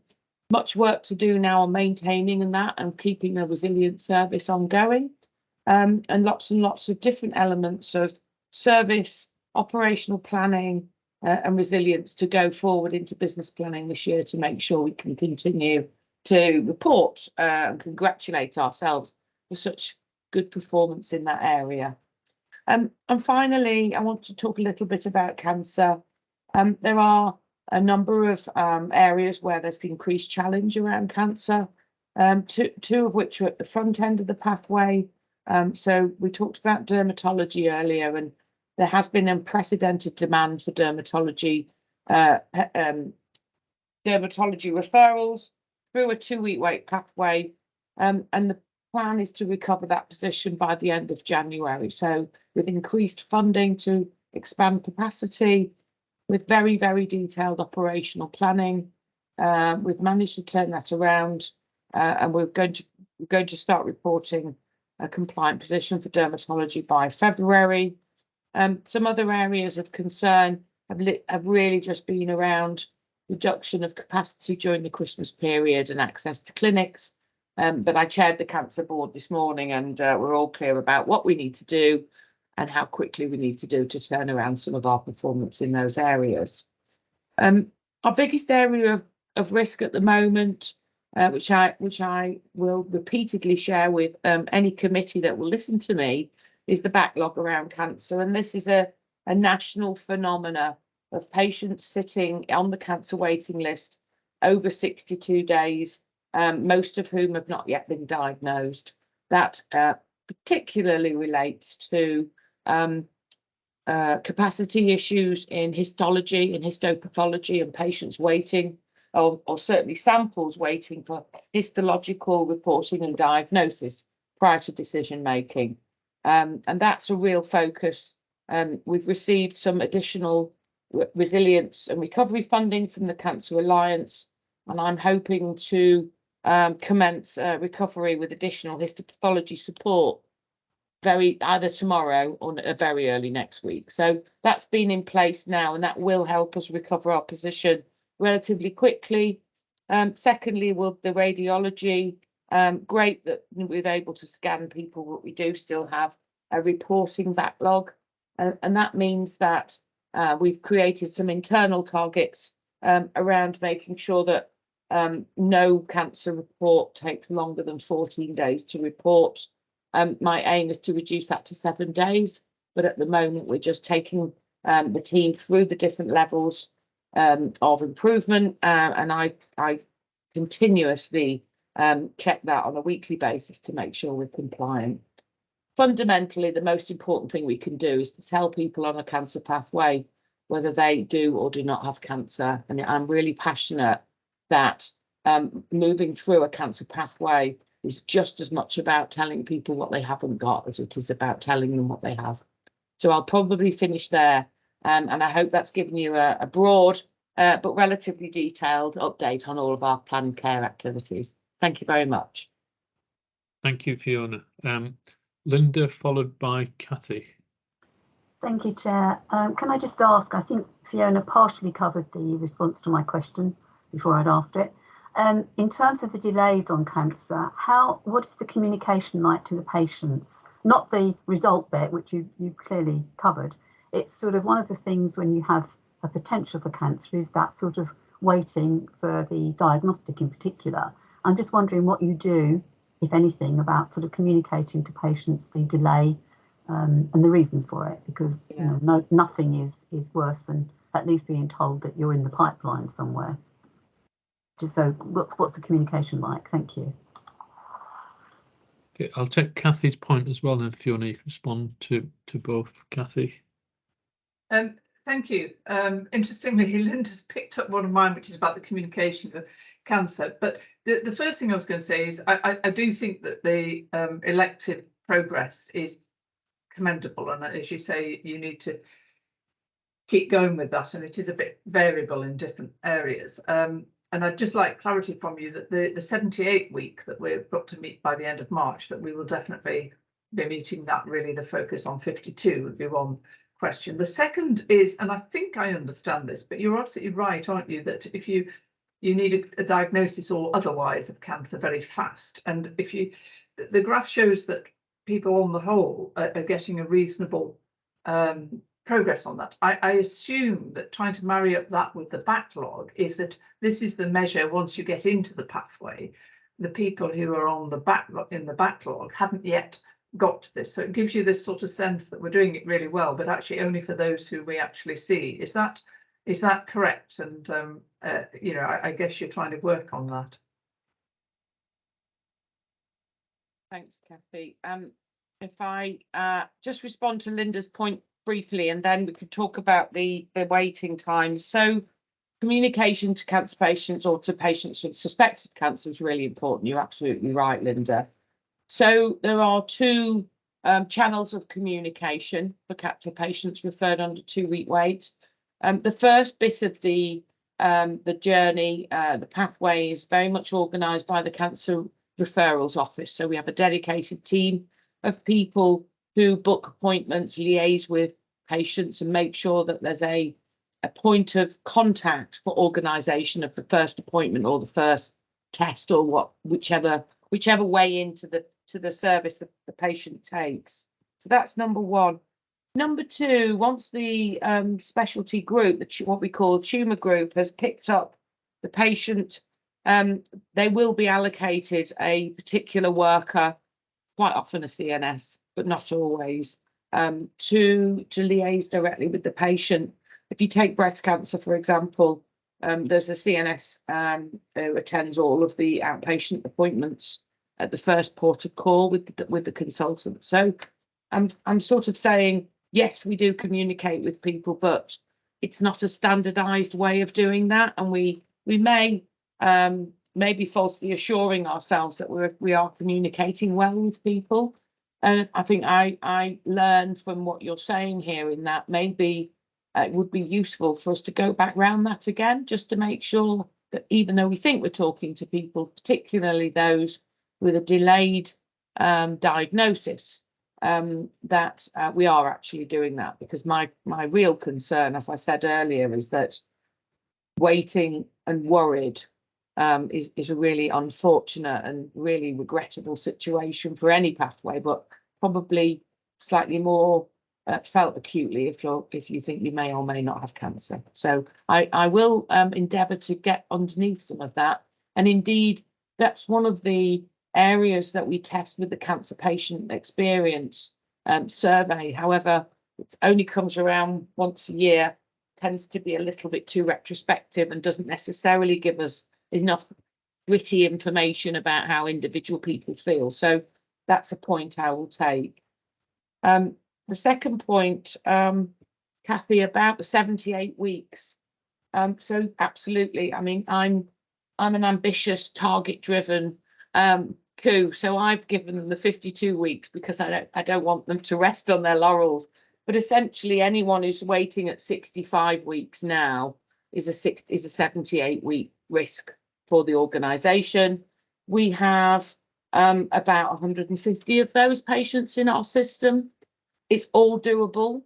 The areas of concern, as per my previous discussion, were gynae, neuro, rheumatology, and if we crack those three, which I fully intend to do, we will not breach our 78-week clearance plan.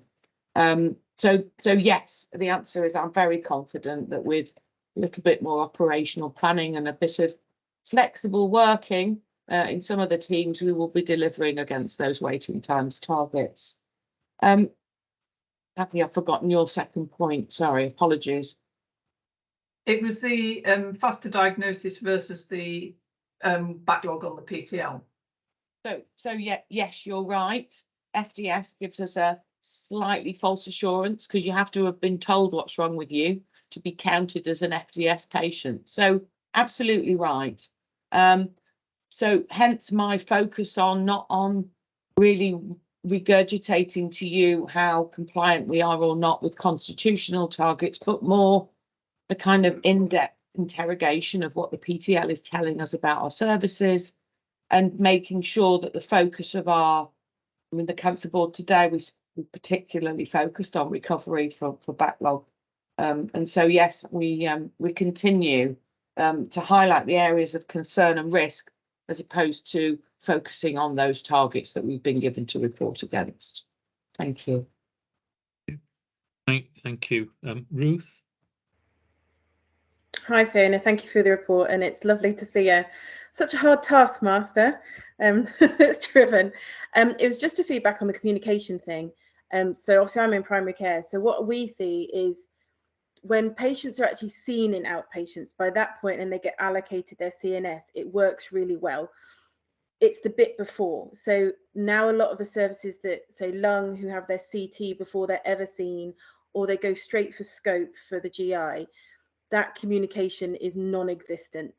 So what we're seeing, because of the radiology delays, is they're getting their CT sometimes on time, but actually rarely on time.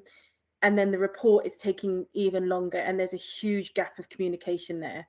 And primary care did the survey of all of our patients, and it was very clear from that the patients say 60% will go back to their GP to chase that up rather than directly to the hospital, which is where they should be going, because we don't have a clue where it is in the process.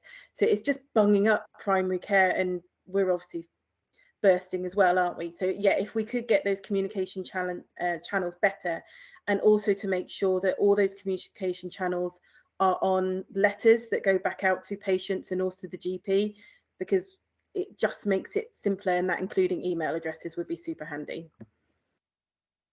Mamta, has your hand gone up on this particular point? Yeah, just in Yeah, terms of thought so. Ruth has been kindly highlighting the concerns around radiology, and Kathy, we mentioned it at the QAC briefing yesterday. Radiology is #1 in terms of our concerns, and I think, Fiona, we've been here 6 months, haven't we? Yesterday we had the first meeting, Ruth, you'll be pleased to know, where it felt like radiology had a plan. So they have suggested, and they're going to come back with some timelines to Fiona and me as to where we are, how we're going to be able. Communication is one big part of it, but also assurance. Some patients keep getting a second scan, as Fiona highlighted, before the first scan is reported, because the first scan is not reported. So we kind of picked out a few key themes that we're going to work with. And I suggested to Kathy that we'll come back with a plan for radiology to QAC, because I think it feels, for the first time, it feels like we seem to be having some traction around it. Thank you for that.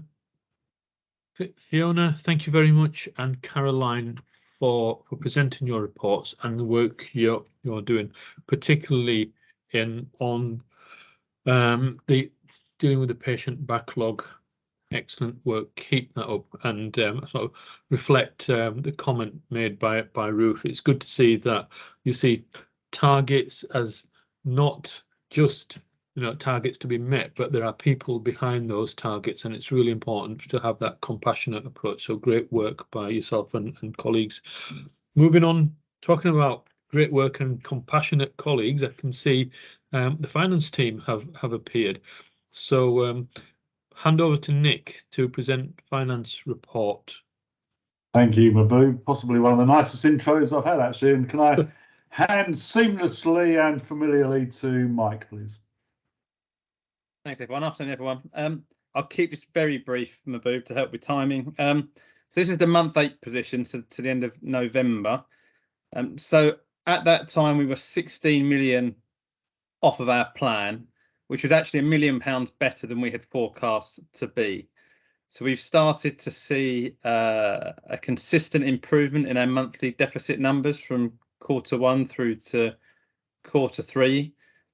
And what that is doing now is it's put us into the amber zone on our financial improvement tracker, which is where we need to be having good conversations about SOF 4 exit from a monetary perspective. So that's all really, really positive, particularly given the context that we're hearing a lot about today. What that also means is that we're going to the forecast is moving to 15 million rather than the 21 that we previously had, but that will be supported by non-recurrent improvement effectively, and that puts us in line with the North East London forecast position. And just to add on Mahbub's point about cash earlier, we've had some very, very sensible conversations with the system about cash. So as long as we stick to this forecast, then cash will be fine, and we'll continue to pay our suppliers on time. Happy to take questions. Great, thanks, Mike. Any questions? Any comments to Mike? Looks like there aren't any. So thank you for that report. That's really helpful. Moving on to the next item, item 20. Emergency Preparedness Annual Assurance Report. This one is Keith here? Well, there you are, Keith. Thank you very much, Keith, for doing this work. We considered that at FIC on the 21st of December. So Keith, are there any particular highlights that you'd like to bring to the attention? Bearing in mind we're a bit behind our schedule for timing. Thank you, Chair. And I'm aware that there are also a lot of familiar faces that have heard this at FIC and at TEC. So apologies for any duplication, but just for those that haven't heard, so we have progressed yet again year on year, not quite fully compliant as I had hoped, but we have dropped a few more ambers converted to greens. So from 93% compliant last year, we're up at 97. Focus, the 2 ambers obviously are a focus, with the major incident plan being approved hopefully this month. It's scheduled for the next emergency planning group this month, and the shelter and evacuation plan on track as well. We have an overarching plan to mitigate while we work on the detail, which is where we like our plans to be. We need them to be fit for purpose and fully usable by anybody that picks them up. So as mentioned previously, we are one of a number of things on the services to-do lists. So we take that into consideration, but we will work through and refocus on our training provision while we work on those service level plans to support the trust plans. Thanks, Keith, for that. Any questions, any comments? Caroline, bring you in, and then I think Ruth has her hand up on this matter. Thanks, Mahbub. I just want to say thanks to Keith and the team for his relentless pursuit of excellence with this. So I meet with Keith on a regular basis, and he's a perfectionist. So thank you very much, Keith. Stole my thunder there, Caroline. Thank you very much for that, Keith, but nicking my words. Ruth, your hand's gone down, so I assume that was a legacy hand. Yep. So moving on to the next item, after echoing comments that Caroline has made on the audit report, over to you, Sue. And Sue, thank you very much for your work on these 2 items. Thank you. So I'll actually queue in items 21 and 22 for speed. Item 21 is a report of the previous meeting of the Audit Committee, which I verbally reported at the last board meeting. So I don't propose that I go through it again, but I'm happy to take any questions. But we did have a discussion about it at the last board meeting. There is also attached the annual report of the work of the Audit Committee, which I suggest I just offer for noting, and again we'll take questions. The primary element I would highlight of that is that we continue to strive to adjust the balance of the work within the Audit and Risk Committee to be a little less financial audit focused and a little more risk focused. But that does remain a challenge. We have had 2 very challenging years around financial audit, and our hope is that the 3rd, with adequate planning, will be better. So we have room for improvement, but again, happy to take questions. What I would like to do is give a quick verbal update on the most recent meeting of the Audit Committee, which was yesterday, and therefore insufficient time to provide a written report. I think until we get into the new cycle of business, we're always going to be slightly out of sync with the audit committees, but that will get addressed hopefully April, May time. So the committee met yesterday, was quorate. The larger agenda item was the audit of the charity accounts, and we had what I hope will be a final draft of charity accounts presented to the committee, but not yet finalised. There are a number of pieces of work relating to external agencies that we await outcomes from, and therefore the audit is not concluded. It is the intention to bring the audited accounts to the board early February, and there will therefore be some meetings that are needed in advance of that to make that happen. We obviously had a bit of focus on planning for our trust audit, in particular changed planning guidance for auditors. So things are changing yet again, which is likely to be a bit of a drain on our time. We received reports from our internal auditors. One was a review of our work on the HFMA sustainable finance piece of work, and our self-assessment was supported by our auditors. They had a slight disagreement at subcategories, but overall agreed with the work of our finance department, which is, I think, is all credit to our finance colleagues. We also received a benchmarking report on our data security and protection toolkit, and we fared very well. So that's a very positive outcome for our IT colleagues. The only area where we benchmarked less well was around training, and we've asked for a written report on how we're going to address that. We pushed progress on outstanding audit actions quite strongly. We had a positive update on the work on the governance around the managed equipment service, and I'm delighted to have been told that we are starting to move replacement equipment through the system now, and that is fantastic news for all of our clinical colleagues. We had a fairly routine report on counter fraud, fairly routine report on health and safety, and we had a good report on cyber security, which highlighted the investment that we are going to have to put into cyber security essentials, and we tasked Nick with looking at how we could facilitate that. So you will obviously get a written report on all of that at the next board, but I wanted to give you a heads up to that. And the charity piece, there will also be some work streams coming off of that once we've concluded the accounts, looking at governance and other components. So the last thing we looked at was use of the trust seal, and that is the final report on the agenda. So that went through audit committee as well.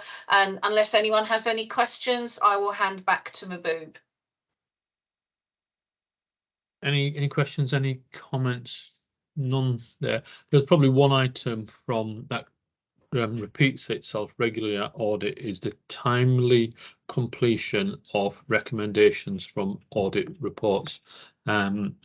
Leslie's not raised it here because of the consciousness of the time, but it's something that tech ought to consider, to have a time that's realistic, because many of the recommendations were then rephased over a different timeline, and some of the delays were quite significant.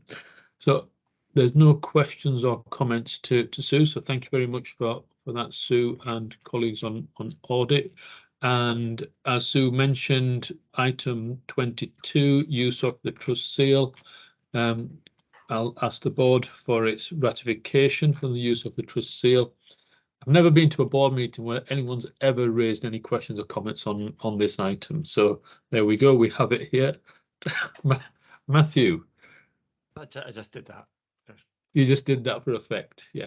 Well, since you've signed every single one of those, then that's you can question yourself later in your own time. So that moves us on to item 24. Any other business from any board members, colleagues who are in attendance? None. Meeting. Genuine one, Mahbub. I think it's worth us just noting our thanks to the staff who've been on over Christmas and New Year. Yeah. Because they have probably had to work in some of the toughest situations we could have expected them to do so, and they've done so with in my experience, with good grace and in a really good attitude. And the one thing I found hugely reassuring is people just constantly want to talk about patient care and patient experience, really. So that has been hugely impressive, and I think well done to everyone who's put in the hours, including all the on-call teams. We had Sean on earlier from IPC. She was gold on Monday, I think, silver on Monday for Queens, along with Sarah Drain and others as gold, and Lucy Gladman over at King George. And they're just really impressive colleagues when they're under huge pressure. Thank you for that, Matthew. That's absolutely endorse those comments by the board. And I think if I speak on behalf of the board, in your update to the organisation, for all of us to be thankful, be grateful to the hard work and patient commitment from our staff. The next item, we don't want to dwell much on meeting effectiveness. Can I ask if you've got any helpful comments that you could pass them on to either myself or Linda, and obviously review them and share them with Jackie as well. Item 26 is questions from the public, and Mr. Walker, you've submitted a question. Would you like to read out your question, please? Well, yes. So firstly, perhaps you'll allow me a second question. The first question is, it's great to read that you're a beacon for good practice and that other trusts are following what you do. I sent some stuff from the FT where big claims were being made at another hospital. Do you think you have anything to learn from those, Mr. Trainer? Thank you, Mr. Walker. And for the benefit of colleagues, Mr. Walker sent an article from the FT which talks about technological advances, robotics, artificial intelligence, other modern or methods of patient care and surgery. So, Fiona, I have you on my note as providing a bit of an update on that, and perhaps then you could send Mr. Walker your note so he has something more detailed. But just for the benefit of Mr. Walker, just a summary response, please. Thank you, Mahbub. And thank you for the question. It was really it's delightful to read that we are actually in line with lots of other organisations across the NHS in terms of our technological advances. We have 3 robotic surgical robots in this hospital already, 2 of which are used for mainly abdominal surgery, and the other one which is dedicated to orthopedics. So you know, we've got a big program of development. We are pioneers in many procedures that many organisations are still learning how to do some of these procedures from a robotic perspective. So we have a comprehensive program in colorectal, in upper GI, in gynecology and urology surgery for robotic. Our orthopedic program has done, I think, 100 joint replacements using a surgical robot, which is quite unique in the country. I think we're one of only 3 centres to be able to do that. So that's the sort of passing on the back bit of what we're doing and how we're doing it. In terms of teaching and spreading learning, we are developing our role as a reference site. So that means that people come to us to learn how to do things, and we're really excited to show how our sort of academy style learning, offering experience to other organisations, can help to improve healthcare for everybody across not only the patch but nationally. In terms of AI and surgical and other developments, we are already using artificial intelligence in the delivery of radiotherapy. The article talked about special software that basically changes the radiotherapy doses relating to the patient's anatomy. And that can change every day. And what AI does is it calculates and enables the radiotherapy treatment to be modified as per the patient's anatomy on the day. We're one of the first UK sites to adopt that AI technology, and we continue to work with our partners, Varian, should I say, who provide the radiotherapy machines. But also we are sitting in the world of AI and technological development for radiotherapy. So pleased to say that great point was made about using AI, and clearly one that we're already well on the way to delivering in radiotherapy. There's further work to be done in radiology, but that will be part of a much wider system-wide programme. One of the areas you did mention, or you certainly focused on, was whether we have good video links between GPs and consultants. And I think possibly, and maybe demonstrated through the meeting today, our liaison with our GP colleagues can be strengthened either both through technology, but also through different ways and different forums. So take that on board. But certainly all patients, all health professionals in the sector, with the advent of the Microsoft Teams and the able to use Teams to video call people on a regular basis, so that face-to-face conversation is much greatly improved over time. But I don't think I've got anything to add in terms of where we are at the moment at this present time. Thank you. Thank you very much, Fiona. Mr. Walker, we are running over time. You did say that you've got a second question. I mean, if that can be answered by colleagues, we will do so, but if not, we will provide you with a written response. So do ask your second question. The written response is I'm concerned there's so little public participation in board meetings. Someone's tweeted you today with what appears to be a sensible question on Twitter, Mr. S. Banerjee. It's just a way of involving more residents, more patients. If you, at your discretion, allow questions on Twitter, we all might learn something from someone who, for whatever reason, can't come to a meeting but can contribute on Twitter, taking on board that there might be some rubbish stuff coming forward as well, but there might be some nuggets. Okay, no, thank you for that. It's a very good point about how we ensure that we're scanning our social media channels quite frequently, etc. And we could ask Peter, our director of comms, just to give his view, just to give you the assurance that the social media channels are looked at, and if there are any issues raised there, the organisation does take them as serious as any other sort of patient interaction. Peter?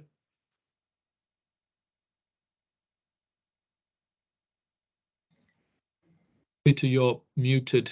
Sorry. My finest performance ever, sorry. Just to reiterate your point that they are monitored, I monitor them in the evening because I don't have a life, and any ones that need to be picked up are picked up. And in particular, what we're very keen to do is when they are patient related and there are complaints about servers and that, we contact PALS and make sure that they get involved and deal with the complaint from the individual who has tweeted us. Okay. Thank you, Peter, and thank you, Mr. Walker, for your second question as well. Colleagues, that brings us to the end of the board meeting, concludes our business. Thank you very much for your contributions, and I declare the meeting closed. The next public board meeting will be on Thursday, the 2nd of March, 12:30. Hopefully, touch wood, in person in the lecture theatre at Queen's Hospital, and the private board meeting will commence at 3:15. So we've got a 9-10 minute comfort break, and we'll see you soon. Take care. Thank you.